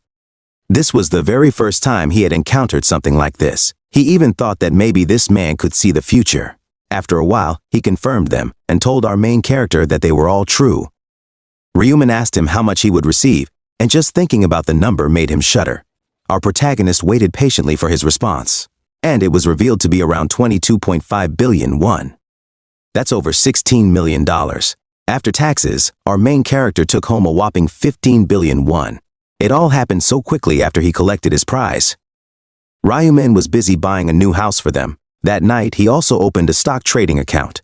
At this time of year, Bitcoin is expected to rise by 500%. So he planned to invest in stocks after increasing his money with Bitcoin. A few days later, the two talked about their future plans. Ryumin saw some pictures of their new house. He said that he had only seen these kinds of big and expensive houses in pictures. But one thing struck Ryu, and that was the fact that his brother chose to rent this house rather than buy it, even though they had more than enough to pay for it in cash. After it was revealed to him that they had no money left, his very smart and intelligent older brother invested everything in Bitcoin. He set aside all 14 million won. Ryu stopped, seemingly not knowing what to do. He was stunned and couldn't answer anything. Ryumin assured him that he just had to trust him because he already knew a few things. This person also prepared some kind of backup plan in case he got lucky. He revealed that he still had 4 sets of numbers that he had seen in his dream, and he would just buy tickets again if that happened. Ryu's eyes narrowed as he realized that he had only seen people dreaming of lucky numbers on TV. He didn't even think that those were true. He shook his brother and told him not to forget those numbers no matter what. In Ryumin's mind, he couldn't forget those numbers even if he wanted to, because he had done it so many times. After that, the older brother was told that they should launch and prepare to leave. He was stunned and asked Ryuman where they were going. The man smiled and announced that today was the day they were flying. Meanwhile, somewhere in this random area, a punch was felt on the wall. It was so strong that it even created cracks from the force of its impact. This attack was from Ryuman. He smiled as he thought that putting all his stat points into strength was indeed the best choice. Furthermore, the rune he had obtained from the angel was the rune of strength. Because of this, the amount of his strength had been doubled, resulting in him having this kind of power. Staring at the cracks he had made in the wall, he thought that even Mike Tyson would be jealous after seeing a punch this powerful. Ryuman was even more excited when he thought that he should try using his newfound power in an actual fight. Later that day, the would-be gangster knocked on Ryuman's door. Ryuman was getting annoyed because no one was answering, not even answering his calls. His gut feeling told him that his servant was still alive. He then remembered the night he saw Ryuman before the New Year event. He thought that he would never let this matter go, especially since the main character was staring at him like he was trash. The anger he felt increased even more when he remembered that memory. He said that now he would kill him. In his mind, even though Ryuman had become a player, that cowardly servant was still weak and needed to be taught a lesson. Youngman thought that the main character would naturally hide inside his house. But even with these aggressive knocks, no one answered. He suddenly stopped while thinking of a plan. He said he would accompany her to the door and deliberately commented that since Ryuman wasn't inside, he would leave for now. Youngman was now waiting to hear even a single breath from inside. He was about to break down the door immediately, but his attention shifted to this old man who asked him what he was doing in front of his neighbor's door. This man really had this rough attitude and asked the old man why he was interfering. Youngman wondered if this old man was the owner or what, and then this individual confirmed it. He was indeed the landlord. The old man asked Youngman if he was there to meet a friend, and to get this convenient companion, he agreed and pretended to be a friend of the main character. Youngman even asked if he could open the house. He said that he had no contact with his friend, so he went in to see what had happened to him. But the old man revealed that his friend had left him. The owner added that the room was now empty, and the student who used to live there had moved to another place. The only problem was that he had no idea where. This situation made Youngman even angrier. He thought Ryuman had run away without saying anything. Meanwhile, the person they were talking about was now standing in front of this beautiful and tall skyscraper. Ryuan commented that it was too high. The man was even more amazed when they entered the building through the revolving doors. He also watched his brother collect the special entry cards given to the building owners. His astonishment increased even more when he saw a security guard confirm their identities. This was the first time in his entire life. While they were inside the elevator, Ryuan added that this place was very beautiful.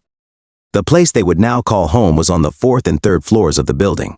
The two arrived at the place and were greeted by this spacious place. Everything inside was new as well. Ryuan also found out that this place was over 330 square meters. As they inspected all of its areas, Ryuan commented that this place was too big for just the two of them. The contract for the place was 500 million won in deposits and 22 million won per month. That price was over 16,000 US dollars. And upon hearing this, Ryuan lost all his strength. He remembered the time when they were worried about spending 5,000 won at a convenience store. The younger brother suggested that they just get a cheaper house. But our main character disagreed. He revealed that the more they paid, the better the security, and that's all that mattered now. And that's because every first day of the month, players are in a state of sleep, and this is the time when all players are at their weakest. Natural disasters are a real threat. Furthermore, there are times when assassins are hired by other players, and so, when the time comes, the players need to be in a very safe place. Ryuman knows that no matter how strong the players are in the game, it will all end if they die in real life. After checking every part of the house, Ryuman asks his younger brother if he really wants it here. And his answer was yes. The main character then commented that he was happy because Ryuan liked it. But looking at his brother's face, Ryuan thought of something. His face showed concern. He also fell silent.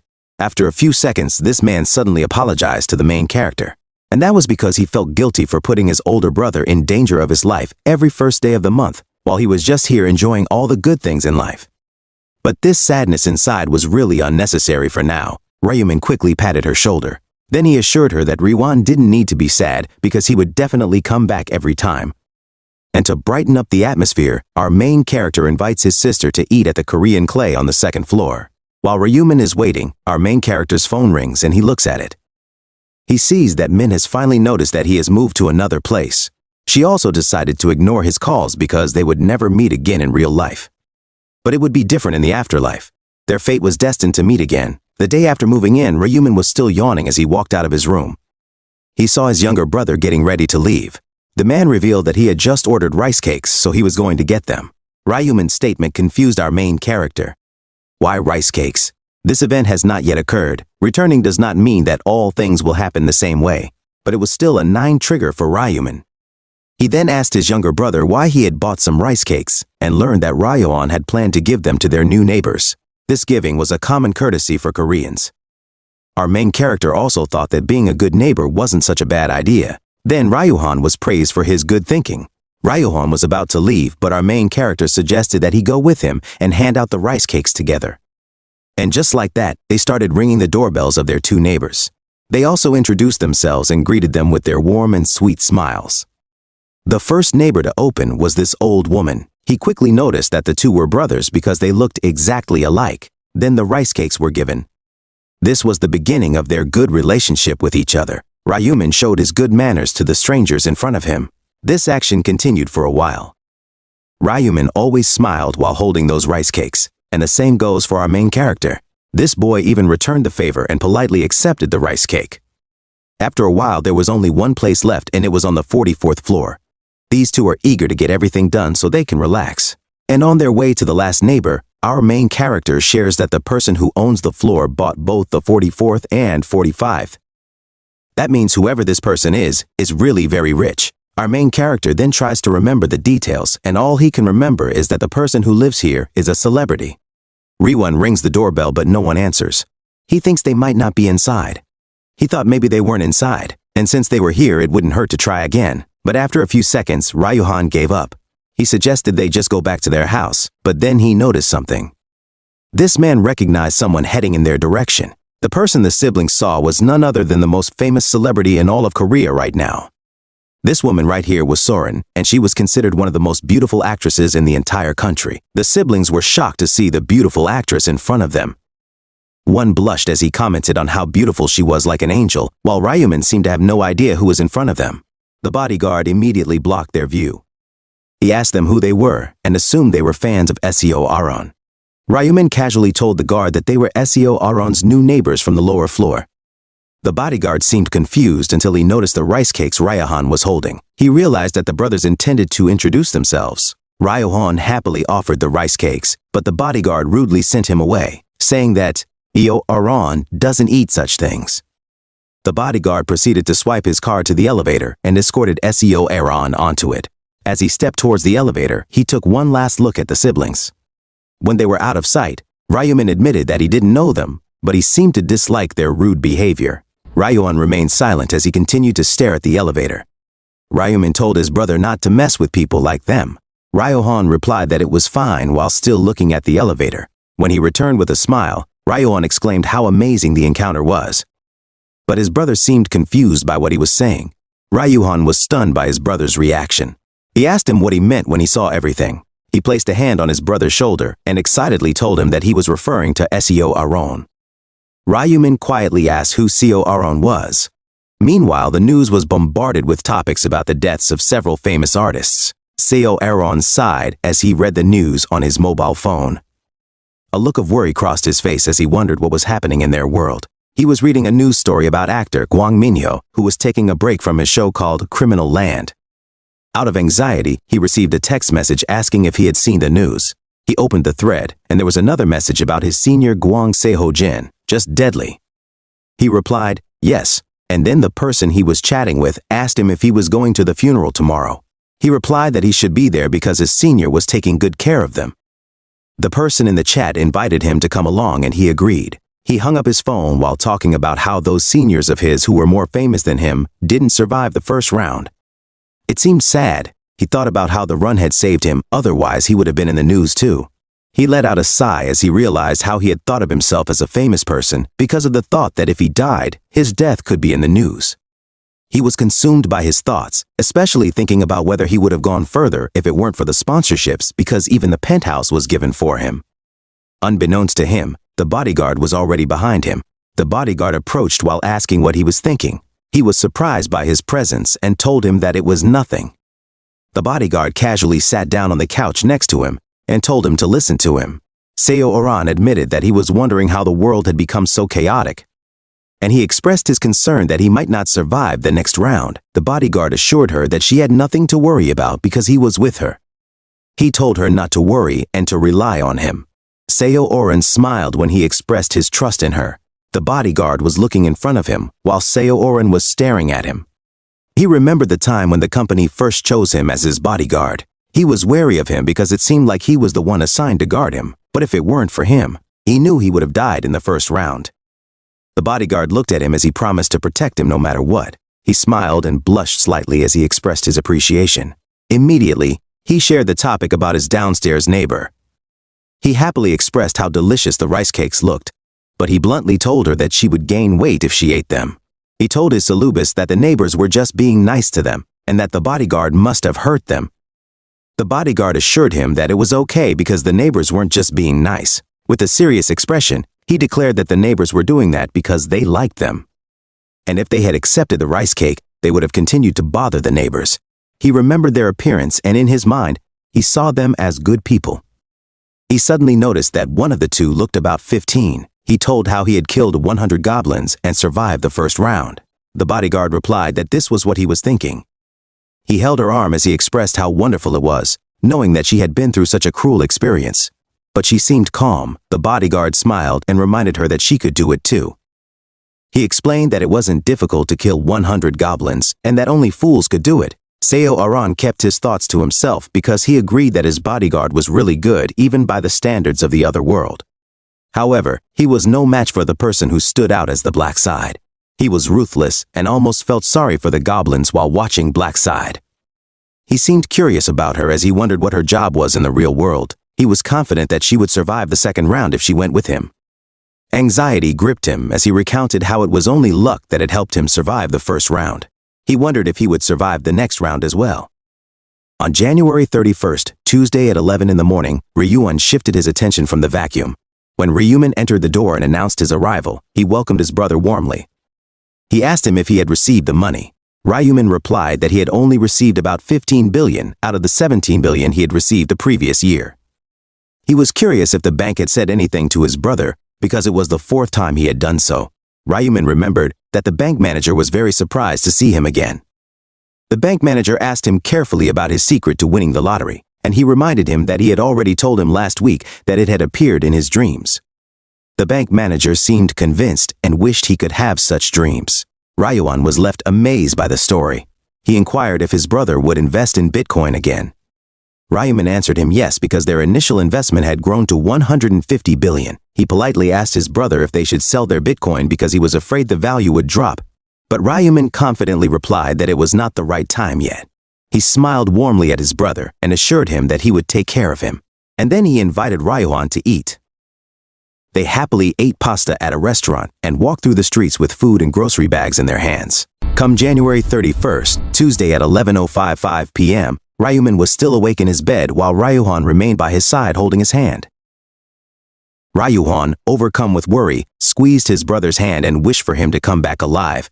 Ryuman smiled confidently at him and assured him that he had nothing to worry about, and reminds him of his power that was unleashed on the bull named Bangtae-gyu. Ryuhan knows that his brother can take care of himself, but he still can't help but worry. Ryuman patted his brother's head and told him to just go to sleep instead of worrying. He assured him that by the time he woke up, he would have returned from the other world, and told him that he would see him later. At the right moment, his soul glowed brightly as he was transported to the other world. Under the dark gray sky, other players began to arrive as well. One player asked if they had successfully arrived, while another expressed his delight at the speedy journey. While the others were scared out of their wits, they looked around because the venue seemed new. Until one of the players noticed Blackside, who had taken first place in the final round. Ryuman looked around and noticed that many people recognized him, and they kept their distance from him. He also saw Ryuman among the players, and then he became impatient as he began to wonder when the angel would be confused. Ryuman had a fierce expression, and the angel descended from the sky as he confirmed if everyone had arrived. The players noticed that the angel was not the angel they had first met. They began to panic and wonder what had happened. The angel explained that the angel in charge of the first round had an accident and couldn't make it. And the angel told the people not to panic. A sinister look appeared on his face as he told them that he would be their guide. And he announced that since everyone had arrived, he would begin the instructions for the second round of quests. The players stared at their screens as they were shown the details of the second round of quests. They were tasked with choosing a zone to laugh at within the next 3 hours. The players seemed confused by the instructions given. As they stared at their screens, they began to express various ideas. One player thought they would be fighting monsters again, while another player seemed taken aback by the number of people passing by. Another player thought they would all survive the round. The angel noticed the player's confusion, which prompted him to explain. He explained that the second round was a non-combat round, and they just had to choose a zone caster. The zone caster had the authority to demand and force people to do things, such as forcing them to crawl or die. He commented on how impressive the power of authority was. In 3 hours, players only have to use that time to choose the zone's favorite. One player dared to ask if that was all. The angel confirmed that once they cast their vote, they would be counted as a passer and sent home because this round was a kind of rest round. The players were excited at the idea of doing a simple task and not having to fight and die. With that, the angel encouraged them to discuss who they would choose as the laughingstock of the zone, and the timer started. There were smiles on their faces. The players confirmed to each other whether they would survive until they voted after 3 hours. They were comforted by the simple task and the powerful power they could potentially wield. Being exhausted meant that he would not be able to compete in this round. One of his friends encouraged him to let it go because they would live once they voted. He told him that it was nothing to complain about, but the meaning was that he had invested in his strength stat, but he didn't have a chance to use it. Ryuman overheard the conversation and put it into his mind that the mean one must have received a rune of strength, just like in his previous life. He moved away from the people who were busy discussing who to vote for. That wasn't what was important to him right now. He knew that if there was a main quest, there would probably be a sub-quest. He remembered that the sub-quest or hidden quest of the second round was to get a class change. He grabbed his dagger with the aim of leveling up quickly. This was important to get a class. A goblin appeared, and he beckoned it to come closer, and then it made a loud, frightening noise as it advanced. Ryuman rushed in for a counterattack and successfully cut off the goblin's head. A notification screen appeared indicating that he had successfully defeated the hobgoblin. His current kill count was over 100, and his triple XP buff was valid. More notification screens appeared indicating that his experience was expected to be increased by a percentage. He received 15 gold, and all stats would increase by 1% due to the effects of the run of slaughter. He realized that it had been a good decision to go into the forest to hunt. He knew that where there was one goblin, there were always more. And he was right. Many evil-looking goblins showed up. Ryuman smiled, standing in the middle of the forest waiting for the goblins to attack. He stood calmly and confidently as he struck the goblin's head, followed by slashing it with his dagger. The notification screen appeared to inform him that he had defeated a hobgoblin, and his current kill count was 50 out of 100. The corpses of dead goblins were scattered throughout the forest. Another notification appeared indicating that all stats would increase by 50% due to the effects of the run of slaughter. He successfully leveled up as the timer indicated that there were 2 hours, 21 minutes, and 24 seconds left until the vote. He cleared the screen and, wondering if half an hour had passed, opened his stat window. And it showed that he was currently at level 9, decided to increase his dexterity. The points would be useful for strength if he was Youngmin and if there was a run of strength. He knew that wasn't the best idea in all classes. His dexterity increased to 24 from 18. He knew that players would die if they weren't fast enough to dodge a critical attack, even if they were really strong. There were 4 parts to the stats. Those were strength, intelligence, dexterity, and luck. Strength affected physical damage, stamina, and defense power, while intelligence affected magical attacks, mentality, and magical defense and calculation speed. He looked at his stat window again, and his dexterity was now at 30. Dexterity affects attack speed, movement speed, and improves dodge rate. Luck affects critical damage, item drops, and extra gold rewards. All of those things are important, and for him as a Grim Reaper class, who uses both physical and magical damage, it's best to raise all stats equally. He seemed to notice someone behind him. He turned to see who it was. He couldn't believe that someone had dared to follow him. He hadn't noticed before because he was busy with the fight. The situation was worrying for him because it had never happened before. He raised his dagger and asked them to show themselves and reveal their intentions. Otherwise, that person should prepare for death.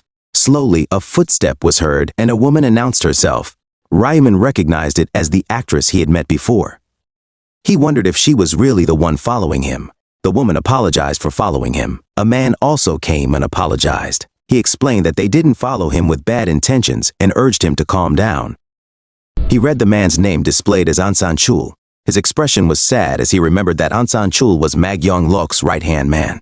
Mag Yong-lok is the eldest son of the largest company in the country who uses the username Heavenly Demon. He is one of the people Ryumin is chasing. He knows that with him by his side, he can become stronger more easily. To add to that, he also needed a healer who had a connection to Mag Yong-lok, who was his ally for the 20th round. Ryumin didn't expect to meet Mag Yong-lok's right hand so early.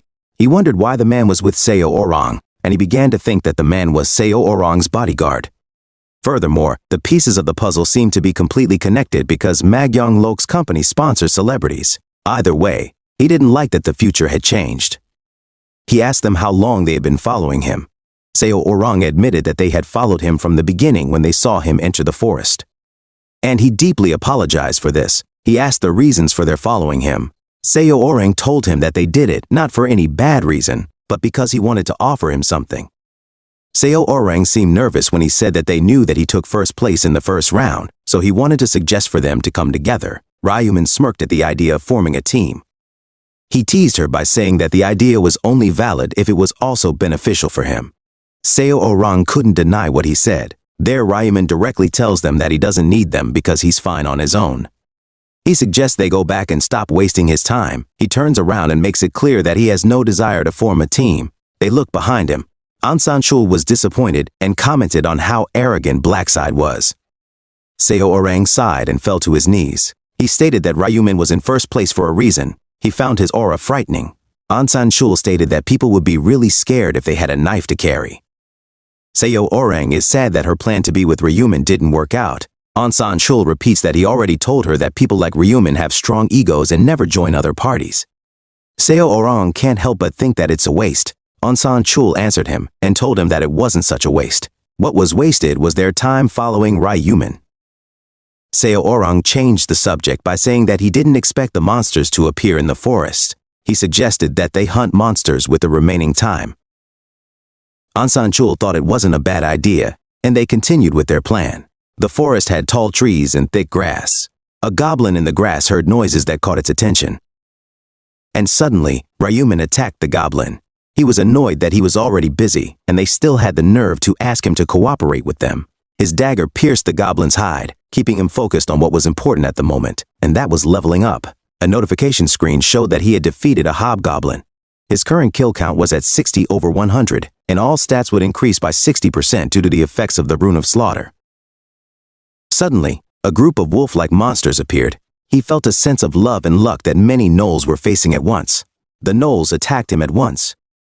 They jumped into the air and prepared their weapons. Ryumin stood confidently while holding his dagger, and in a quick succession of movements, he wounded the gnolls with his dagger. And the corpses of the gnolls were scattered on the ground. A notification screen indicated that he had defeated a gnoll. His current kill count had reached 65, and all of his stats would increase by 65% due to the effects of the Rune of Slaughter. As a result, he had leveled up to level 10. His efforts had paid off as a notification window informed him that he had fulfilled the conditions for choosing a class. Notification windows appeared one after another to indicate that he had leveled up and was now level 10. As a result, he had met the conditions for advancement. Ryumin also gained access to the shop and a hidden subquest. The subquest window shows that they need to advance before the voting time to get advancement items and get a class. And if they succeed in getting a class, they will receive a daily item of 50% sale ticket. People who first see the subquest are often confused. They don't know where to find the advancement item or what the options are for the classes. Everyone knows that getting a class is great, but the problem is that no one knows how to get the advancement item, because it can only be obtained after meeting special conditions. Warriors must raise their strength to at least 10 and kill monsters within the same time to get their advancement item. Berserkers must hunt for a few hours while bleeding. Assassins must successfully backstab monsters multiple times. If they don't advance, they will be stuck as a beginner for the rest of their lives, so it's better to advance quickly. The notification window shows that Ryumin is the first player to advance, and he gets a random gold couch as the first reward for advancement. And the benefits of being the first player to advance are that they will learn the neutral skill track as the first reward for advancement. A notification window explains that the neutral skill track helps track the location of a desired target. However, the face and nickname must match for them to be valid targets. The price for this is 20,000 gold.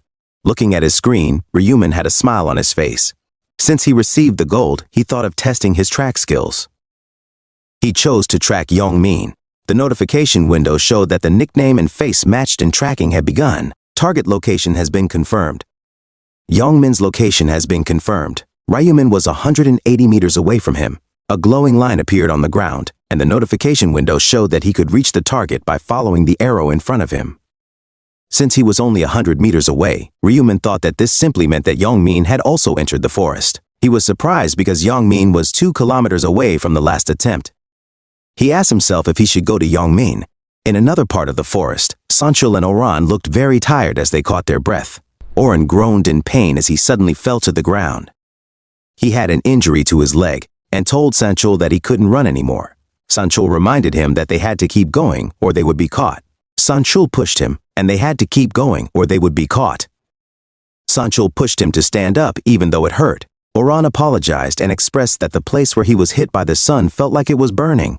Sanchul was so engrossed in his theory that if they were hurt in the other world, the body in the real world would be the same. He gave her hope that if she lived, she would be able to return home. Oran was determined to endure the pain. Suddenly, they heard a voice asking them where they were planning to go with that kind of injury. They were shocked by their voice, causing them to look in the direction where it had healed. The person who spoke was Yongmin, and behind him were 3 men with similar bad teeth. He scolded her, saying that the damage he had taken wasn't enough. Sanchul felt like he had been cornered in this encounter, and he cursed and gritted his teeth in anger. He was annoyed that they had been caught because of Oran, whom he called a scoundrel in his mind. He wondered if he had no other choice but to fight. He assumed a combat stance as he drew his weapon. The young men seemed surprised and impressed by this gesture. He and his servants smiled. He called Sanchul an old man and asked if he wanted to fight them. The 4 men all had angry faces. Yongmin told him to use his eyes and look at them to see how many there were. Sanchul shouted and desperately asked why they were acting like that when they weren't doing anything to him. Yongmin's teasing expression reflected his disdain for any wrongdoing. Sanchul asked why they were suddenly attacked. Yongmin told him that he liked them. Sanchul and Oran were stunned. Yongmin reveals that he wants the woman next to him. With a wicked expression, he informed Sanchul that they didn't care about a man like him. Their focus was only on Oran.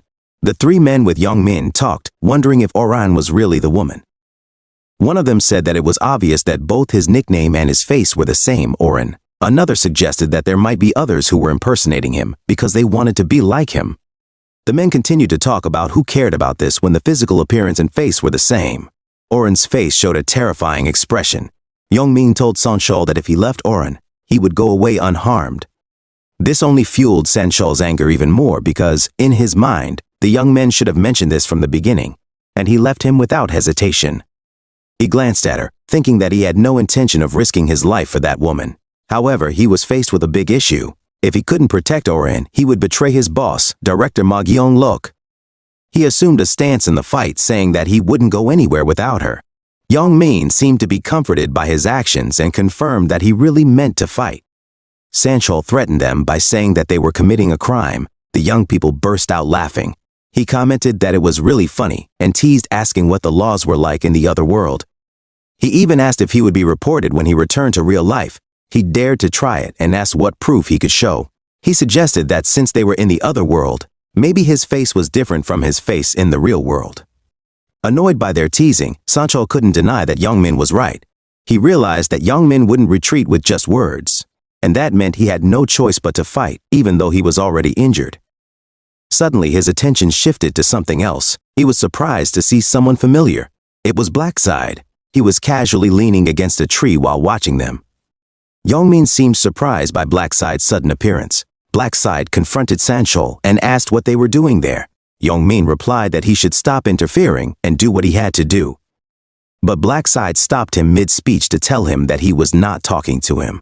Blackside asked Sanchul again about the current situation. Sanchul did not hesitate to report the situation. He told him that those men were targeting Iran and that he had helped them. He asked for help and said that he would be indebted to him. Blackside turned to Yongmin.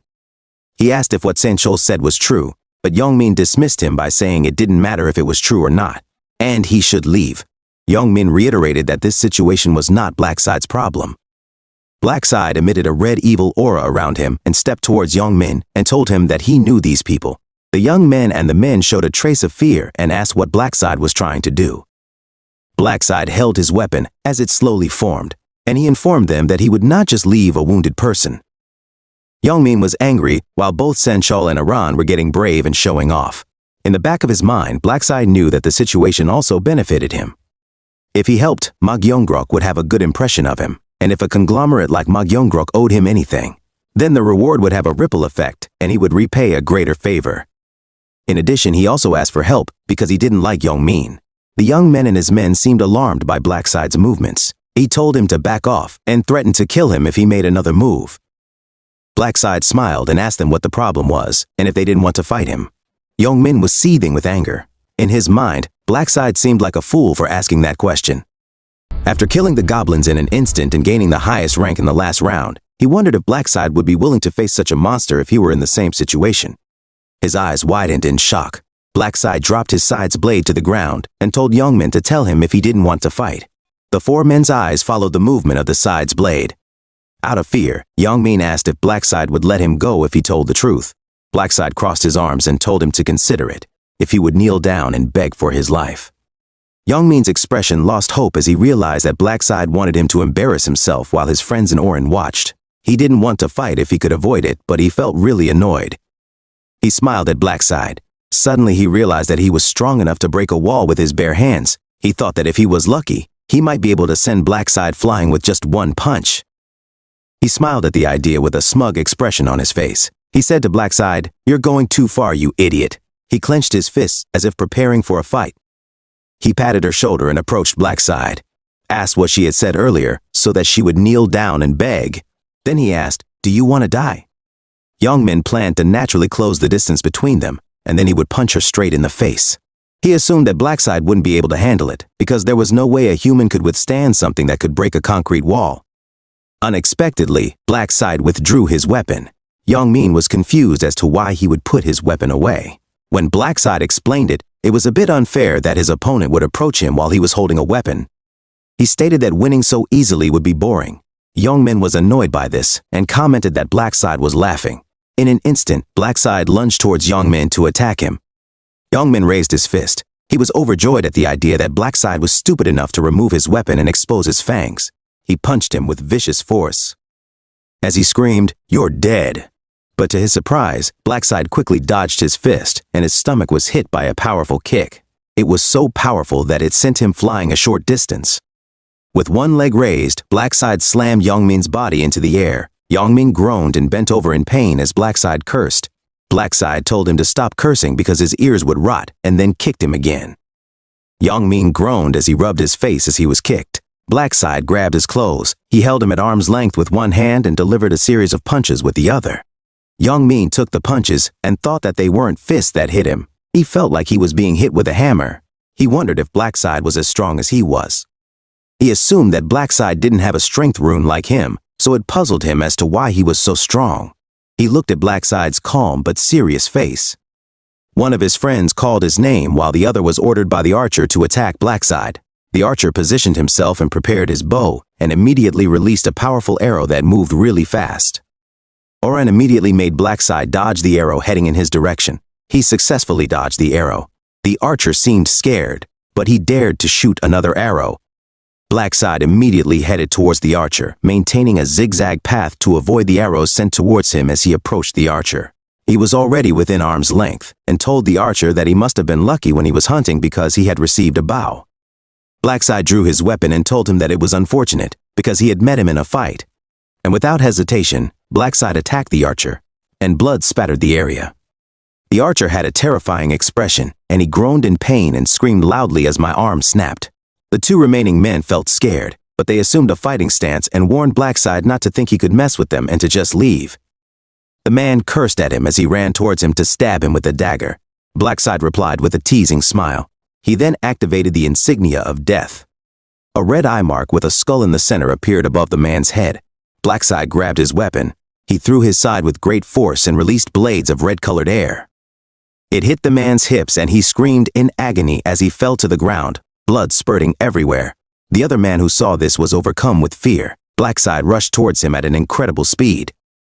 And he told the man that since they had attacked him with a weapon, it meant they had some leeway. He slammed his side again with great force and the man screamed loudly as his arm received a cut from the side. Blackside looked at the man and he had the insignia of death. As he expected, it had a double damage buff, so he could even slice through armor in one attack. The men lay on the ground in pain and clutched their severe wounds. As Blackside looked at them in his mind, he commented that it had been easy, but it couldn't end that way. He needed to instill fear in them so they wouldn't come near him again. They groaned in pain, and when they saw him approaching them, they begged him to stop and forgive them. He moved his side again quickly to clean the blood from it. The man screamed. Blackside let out a breath and decided he was done with the men and ready to move on. His gaze shifted to focus on something. Youngmin hid behind the tree. Blackside told him that it didn't matter if he hid himself. Blackside told him that there were no exceptions, and he raised his weapon in the air, and a blade of wind slashed Youngmin's arm. Blood spurted out of his arm as he groaned loudly. Blackside told him to stop acting like a child. Ryuman remembered the days when he was being beaten, and in his mind, he thought that Youngmin's wounds were nothing compared to the pain he had suffered from Youngmin and the other beatings. He kept slashing Youngmin with his side, causing him to moan loudly. Sanchol and Oren watched the scene with intense intensity. Sanchol could not believe that Blackside would be so ruthless as to remove 2 arms from an opponent who had lost the will to fight. After the arms, Blackside targeted the leg and continued to inflict injuries. Sanchol watched and thought it might seem harsh to some people, but for him, he loved that kind of calm and fearlessness. His eyes were fixed on the scene as he mentioned how Blackside was carousing his president. Once he stopped attacking, Blackside asked Sanchol and Oren if they were okay. Sanchol replied that they were, and thanks to him, Blackside informed them that they didn't need to worry about Youngmin and his friends attacking them. He mentioned that from what they could see, the 4 men were immobilized, so it was best to go and vote. They bowed to Blackside in unison as a gesture of gratitude. Oren couldn't help but ask if the men would die. Blackside replied that it didn't matter if they did, and commented that those men couldn't even be considered on the level of animals. Oren was stunned by his answer. Blackside carefully observed Oren's sullen expression and thought that he was very gentle. He wondered why he seemed like a saint in the lives of those rude people. He assumes that he is trying to maintain his public image as a celebrity. Sanchol gets his attention and asks permission to ask. Blackside asks, "What is it?" Sanchol boldly asks why he chose to save those men, because it shouldn't be a problem in the afterlife, even if he killed them. Youngmin heard that and showed a horrified expression on his face. Blackside confirmed if Sanchol's question was related to the fact that he didn't kill them. In his mind, he observed that Sanchol was truly acting like Ma Yongluk's right hand. He replied that the reason was simple. He had nothing to gain by killing them. Sanchol didn't quite understand the part about nothing to gain. Sanchol insisted that, however, it is not a good idea to leave something that could cause trouble in the future. Blackside replied, "Problem." He glanced at the trembling men and answered if those men would really cause trouble in the future. He added that nothing good would come of it if the population decreased, because the number of participants would also decrease because of that. Sanchol seemed to accept that logic, realizing that he was right. If the number of participants decreased, the number of places for those who finished the round would also decrease. He couldn't help but be impressed by Blackside's thoughts on such matters. He realized that Blackside's understanding of the game was different from others. Sanchol stated that he completely understood Blackside, and that in the future, they would no longer pay attention to trash people. When everything was over, Blackside said goodbye, but Sanchol immediately shocked him. Sanchol told him that if he could give his account number, he would send him the payment in the real world. Blackside replied to just forget it as he continued walking away.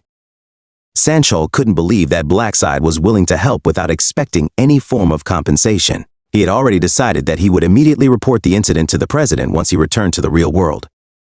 As he watched her walk away, someone could be heard in the Likura moaning in pain. It was Youngmin. Sanchol the killer had glared at him while suppressing the urge to kill him. He had held back since then, as Blackside had mentioned, that it wouldn't benefit them in any way. So as a way of revenge, Sanchol spat on Youngmin, and then he invited Oran to leave the place. Back on the vast field, the players campaigned for themselves to be voted the laughingstock of the region. They all promised that they were better than the others. This led to a fight between the players, with one player grabbing another player by the collar, while the majority tried to calm them down. Another player joined the conversation and declared that people who lose their temper easily have no right to be representatives. He volunteered himself to be the representative instead. Another male player joined the conversation. He was proud that his father was a member of Congress, so he should be the representative. But people doubted him and the information he shared. Their heated conversation was interrupted when someone called their attention. The speaker was nicknamed Mint Chocolate Boy. He reminded everyone that there were only 2 hours left before the voting ended. He told them that they shouldn't waste their time like that, and he urged them to hurry up and vote. One player asked if he had any suggestions on how they could vote for him. He confidently replied that he had a good solution. Everyone looked at each other because they were all interested in knowing what it was. He smiled and thought about how those people had followed his words. He wore a sinister expression on his face as he thought about the players who had fallen for his words again. People had fallen for it again under the influence of his persuasion rune. When he obtained the persuasion rune as his random rune fragment, he was disappointed. He looked at the rune with a disgusted expression. The notification window showed that the persuasion rune increased his chances of persuading the target if they were capable of speaking. The effect did not work on targets higher than the caster. At that time, the rule of persuasion seemed pointless because it wouldn't work on monsters that didn't have the ability to communicate. But eventually he learned how to properly use the rune. When he was on the field, the other players were busy killing goblins by themselves, while supporting each other by sharing strategies. He told the men that there was a woman in a very dangerous situation. He suggested that they stop what they were doing and leave those things behind to help her immediately. The men immediately followed his instructions and immediately ran towards the woman to help her. Mint Chocolate Boy repeated this method to steal the goblet that were on the verge of death so that he could easily reach the 100 kills requirement. Because of that, he thought that if everything went well, he would be the representative of the region without any problems. In the current situation, he told everyone to pass the candidates first. He suggested narrowing their options down to about 5 people and voting among them. The players agreed that this wasn't a bad idea, realizing that it made sense since they wouldn't get anything done if they kept asking each other to vote themselves out. Mint Chocolate Boy started narrowing down the options first. He asked the crowd if there was anyone they wanted to recommend. They should raise their hand and say so. A player who had been campaigning for a while immediately raised his hand. But Mint Chocolate Boy told them that they were not allowed to recommend themselves. If they did that, it would be the same thing over and over again. People started commenting that Mint Chocolate Boy was right. As he thought about it, Mint Chocolate Boy thought that it would be so easy to persuade those losers. Most were lost in their own thoughts as they tried to figure out who they should recommend, since most of them didn't know each other, while others were holding back because they didn't want anyone else to be represented but themselves. Mint Chocolate Boy waited for them. In his mind, he expected the majority to remain silent, and at that speed, the recommendations would narrow down to the standouts. And then a player raised his hand to recommend Mint Chocolate Boy as a representative. Mint Chocolate Boy thought to himself, bingo! The player who nominated him explained that it would be best if the representative was someone who was logical and had leadership skills. He acts like he can't believe he's been nominated, and another player proves to him that it's because he can handle the situation well. He watches them say nice things about him while he laughs to himself and thinks about how another idiot has been added to the list. He acts kind and thanks the people who thought well of him. Another player raised his hand to nominate Black Scythe. He kept smiling as he thought about how meaningful it was to nominate Black Scythe since he had come first in the previous round. Then another player recommended the second placer called Life is a Documentary. This was followed by another person recommending the third spot called Black Dragon in My Right Hand. Mint Chocolate Boy announced that they had 4 candidates. Since there was still a spot left, he asked them if they had any others to nominate. Because of that, he had already finished it with 4 candidates, and he ordered that before they voted, the nominees must make a statement. He volunteered to go first in his mind, convincing these losers would be very easy. He started to speak when someone told him to stop his nonsense. He was surprised to see that the person he was talking to was Region Rank 2 named Life is a Documentary. Life is a Documentary had an annoyed expression as he blurted out that he couldn't bear to listen to Mint Chocolate Boy's nonsense. Mint Chocolate Boy asked what he was doing while Life is a Documentary was calling his name. Life is a Documentary exudes a menacing aura as he asks Mint Chocolate Boy if he thinks the world is too easy. Life is a Documentary asks if people do whatever he tells them to do in just a few words. Mint Chocolate Boy wears a troubled expression as he considers the possibility that Life is a Documentary has already found out about his abilities. However, he also finds comfort in the idea that this may not be the case. Life is a Documentary was disturbed when he asked Mint Chocolate Boy who he thought he was to pass on the regional representative, and he called him an instigator. Mint Chocolate Boy sternly told him that he was going too far. He told her that there is a saying that a person's words are their face and character. He asked Life is a documentary if it was necessary to choose such bad words. After speaking, he thought his words were working, but he was surprised when Life is a documentary continued to curse at him. Life is a documentary appeared very angry and asked if Mint Chocolate Boy was teaching him a snake. He threatened Mint Chocolate Boy, warning him about having a death wish. Mint Chocolate Boy was shocked to see that his ability was not working. Life is a documentary was threatened by the people around him to forget about the candidates and just vote for him. He threatened to kill them if they didn't. Mint Chocolate Boy used his powers again, and he said how Life is a documentary was causing trouble. Mint Chocolate Boy asked him if he thought people would listen to him if he said that. He told him to stop embarrassing himself and just turn around. Life is a documentary remained silent with a sad expression on his face. Suddenly, he slashed someone from the crowd. Mint Chocolate Boy was shocked and saw blood in front of him. Mint Chocolate Boy had a painful expression because he was the one who had been slashed in the neck. Blood continued to flow through his body. Life is a documentary reminded him that he had told her earlier that it would kill him if she talked to him. Mint Chocolate Boy let out a painful noise as his eyes turned white. His body fell to the ground. Life is a documentary threatening to kill the crowd like how he killed Mint Chocolate Boy. People panicked. They couldn't believe that Life is a documentary just killed Mint Chocolate Boy without hesitation. They labeled him a murderer. His blade continued to drip with Mint Chocolate Boy's blood. He raised his dagger at the people and told them, "What?" He dared to approach them if they had a problem. A player pointed his finger at him and called him crazy. Life is a documentary smiled in return and announced that if they did not approach him, he would be the one to go to them. With incredible speed, he moved through the crowd, cutting people one after another. He seemed to be on fire at what he was doing. He felt so happy and shouted that it was so beautiful because there were no police, reporters, or cameras. He was happy thinking that he could kill as many people as he wanted. His body was covered in blood from the people he had killed. He raised his dagger at the remaining people and threatened to kill them if they did not vote for him. The people wore frightening expressions. He wore a devilish smile thinking that the people would vote for him now because of the fear of what he might do to them. And if he could become a representative in that way, his first target would be Blackside. He planned to kill him so that he could become rank 1. Meanwhile, Ryuman continued to swing his side in the forest to grow stronger. The notification window showed that he had defeated Noel. His current kill count was at 265 over 100. All stats had increased by 100% due to the effect of the Butcher rune. With this, the 3 times experience buff was also applied. He has leveled up. His current level is 16. He looked at his status windows and commented on how he was still barely level 16. He realized that his leveling rate was slower now that he was at a higher level. Even though he had killed over 205 in the past 2 hours, he had barely leveled up 6 times. But it's not all bad because hunting has become easier. But this is as expected because he has both the Reaper rune and the Butcher rune. Because of that, his weapon attack and stats are oval.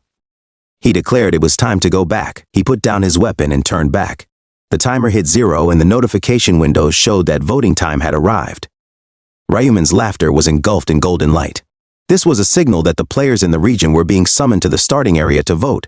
The time for voting had arrived. The players in the region were summoned to the starting area. The 4 injured men who had fought Blackside had been returned to the starting area. Their damaged state shocked the other players. Then Aran arrived with Sanchul and other players. They were stunned by what they saw upon their arrival. Several banks of players were scattered on the ground. They asked what happened. Oren assumed that the man standing there, covered in blood, was the culprit. Ryumi noticed that Shu Jiangshik seemed to have won again. Shu Jiangshik was the boss of the Jiangshik gang and was the second best fighter in the district. It was a shame because his personality was trash. Jiangshik looked at him with a terrifying expression, especially with all the blood stains on his face and body. Ryumi decided it was better to stop a ticking time bomb before it exploded. She looked back at him and decided that it wasn't the right time yet. Jiangshik slowly approached her and asked where she had been while she was waiting for him. Oren and Sanchul turned to Blackside. Blackside weakly asked Jiangshik what he wanted from him. Jiangshik answered like a monk. Jiangshik, with a sullen face, directly told Blackside to be his servant. Blackside replied, "Servant." Jiangshik swung his dagger while answering that he would spare Blackside's life if he obeyed. He was stunned when he heard laughter in response. Blackside asked him if he wanted to start fighting now. Blackside glared at him and told him to come forward, that he should come forward and beg, and that was the only way he could get her out unharmed. This prompted Jiangshik to label Blackside as a crazy bastard. He accused him of not understanding the gravity of the situation. Jiangshik continued to speak, but was interrupted midway by Blackside, asking if he was having trouble understanding what was being said. Blackside pulled out his weapon and asked if he could see the mask and die there. Jungshik was caught by Blackside's weapon. He was trapped inside and wondered where he got the weapon. He started to regret bothering him. Blackside, as if Jungshik had cornered him, asked what was wrong with him. He followed this up by saying, "Is your tongue bitten?" Jungshik was furious. Then he proudly introduced himself as Jungshik, the boss of the Jungshik gang. He asked Blackside if he thought he would kneel before anyone. In the throes of his emotions, he carelessly let his feelings out and taunted Blackside to attack with his fancy weapon. Blackside grinned in response. He noticed that Jungshik's patience was short as usual. He decided to stop teasing him, as it would be complicated when he showed his strength and won the players' votes. His plan was to make Jungshik a representative so that he could use him in the third round. Moreover, the angel was about to appear at any moment, and at the right moment, the angel appeared and confirmed that everyone had typed. Jungshik turned around. Blackside told him that he was lucky. As Blackside was about to leave, he gave Jungshik advice to be sure who to challenge next if he didn't want to die early. Jungshik stood there as if frozen. He was furious, and at the same time he felt like a fool. He was acting brave, but deep down he thought he was going to have a heart attack. He let Blackside go for now, but he promised that Blackside would see his power later.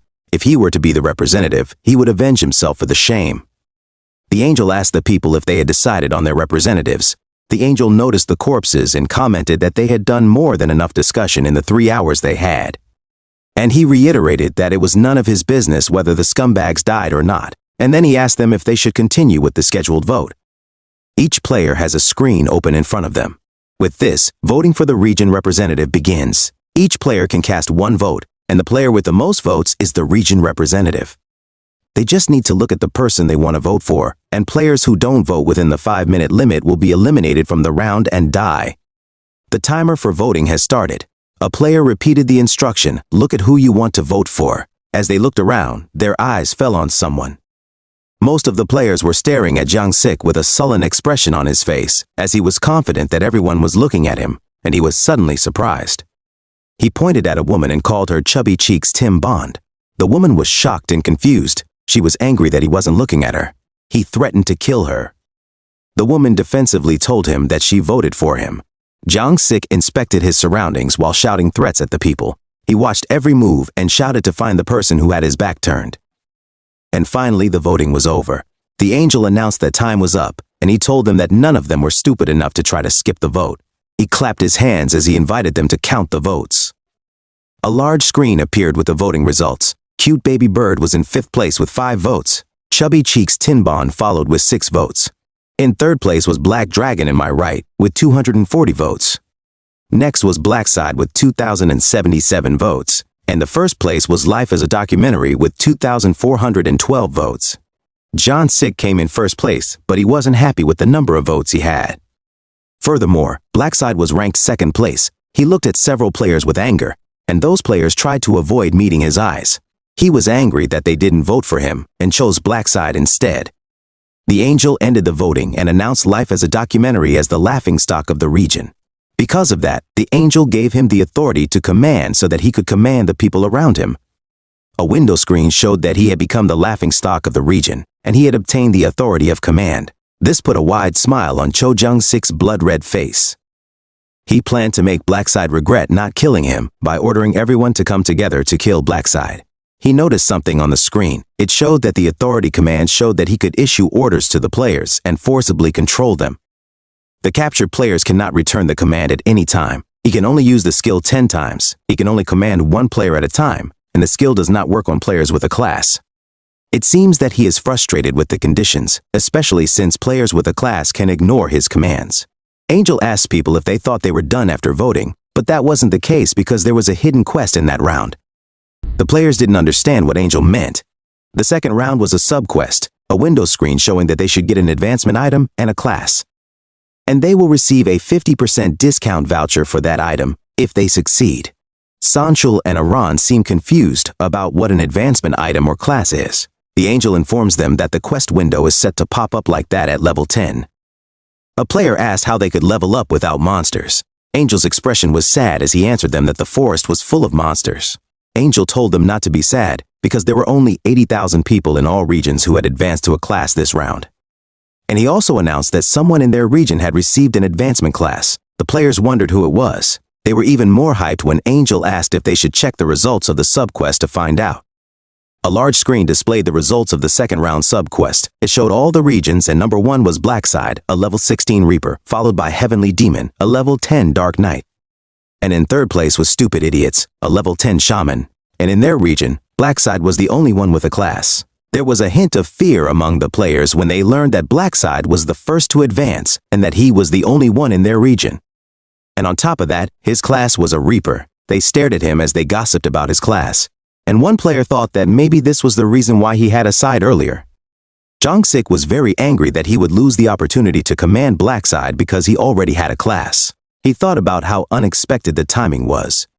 The Angel announced that in the second round, ranks would be awarded in order of who completed the sub-quest the fastest. He looked at the board to announce who had changed classes in their region. Blackside, and not only that, but he was also the first place in all the regions. He was impressed by this. He even commented on how awesome his class was, and his nickname even matched it.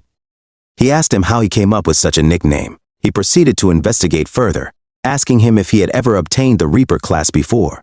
Ryuman casually replied that he didn't know he could obtain a class that fit his nickname. The Angel suggested the idea that becoming a Reaper was perhaps a destiny. Ryuman replied with, "Oh," in the back of his mind as he observed that the Angels didn't know how the Reaper class was obtained. All they knew was that it was a unique class. The Angel asked if it was fate, and he expressed how interesting it was. He continued that he didn't expect that there would be only one person in the region who would change classes. And he explained that he was the only one who would not be affected by the authority command. The players asked him what he meant when he said that Blackside would not be affected by the authority command. The Angel wondered if he should continue explaining to everyone, but he told them about this. The authority command did not apply to people with a class. In other words, the laughingstock of the region could not order Blackside to do whatever he wanted. Also, there were only 10 chances to use the authority command. So even if one was designated as a laughingstock of the region, it didn't mean that he had infinite power. The players understood his explanation, but the explanation angered Cho Jong-si. He didn't want others to know the conditions of authority. And then the Angel asked if they should reward Blackside, who got his class the fastest. He snapped his fingers. 2 window screens appeared. The first one showed a message congratulating him for completing the quest as rank 1 in the region, and the second was a congratulatory message for ranking first in all regions. Ryuman touched the screen to claim his rewards. For being first in the region, he received a low-rank rare armor, and for being the first in all regions, he received a special award. He was prompted to choose one from a list of rare pieces of armor. There was the Medieval Knight's armor, the Expert Hunter's leather armor, and the Mage's rogue. He already knew what to choose. The first option was too heavy, and the third was almost useless when it came to defense, so he chose the second option, which was the Expert Hunter's leather armor.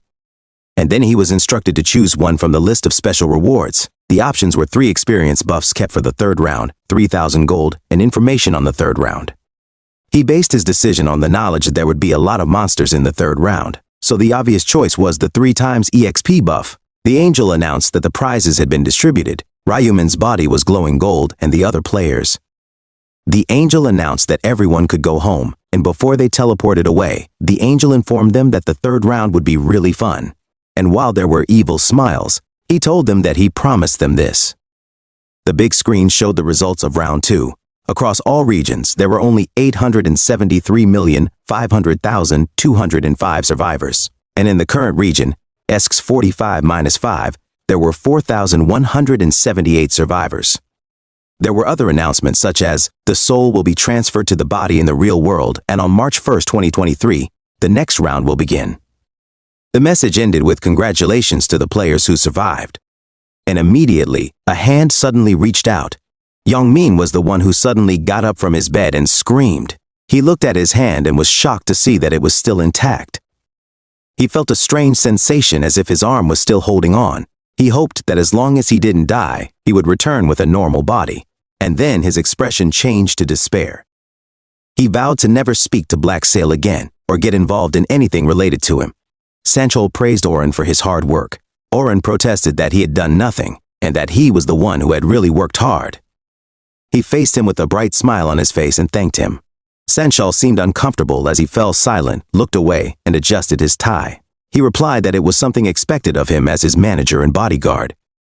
Oren told him that he wanted to thank Black Sail again and asked him if there was a way to do so. He explained that since they didn't know his true identity, they had no way to find him. He also noticed that Blackside wanted to hide his true identity. Oren asked how he could say that he didn't want his identity to be revealed. Sanchol explained that he found out about this when he asked for his account number to pay him, but judging by the method, he immediately refused. Blackside knew that his real identity could be traced to the public through the account number. Oren understood but was not happy. Sanchol suggested that if he really wanted to show his gratitude, he should find him in the next round and give him an item. The suggestion cheered Oren up. Oren declared that it was a good idea. He started thinking about how to pay him properly. Their conversation ended when Sanchol told him to rest and they would meet in the morning. He told him to be careful.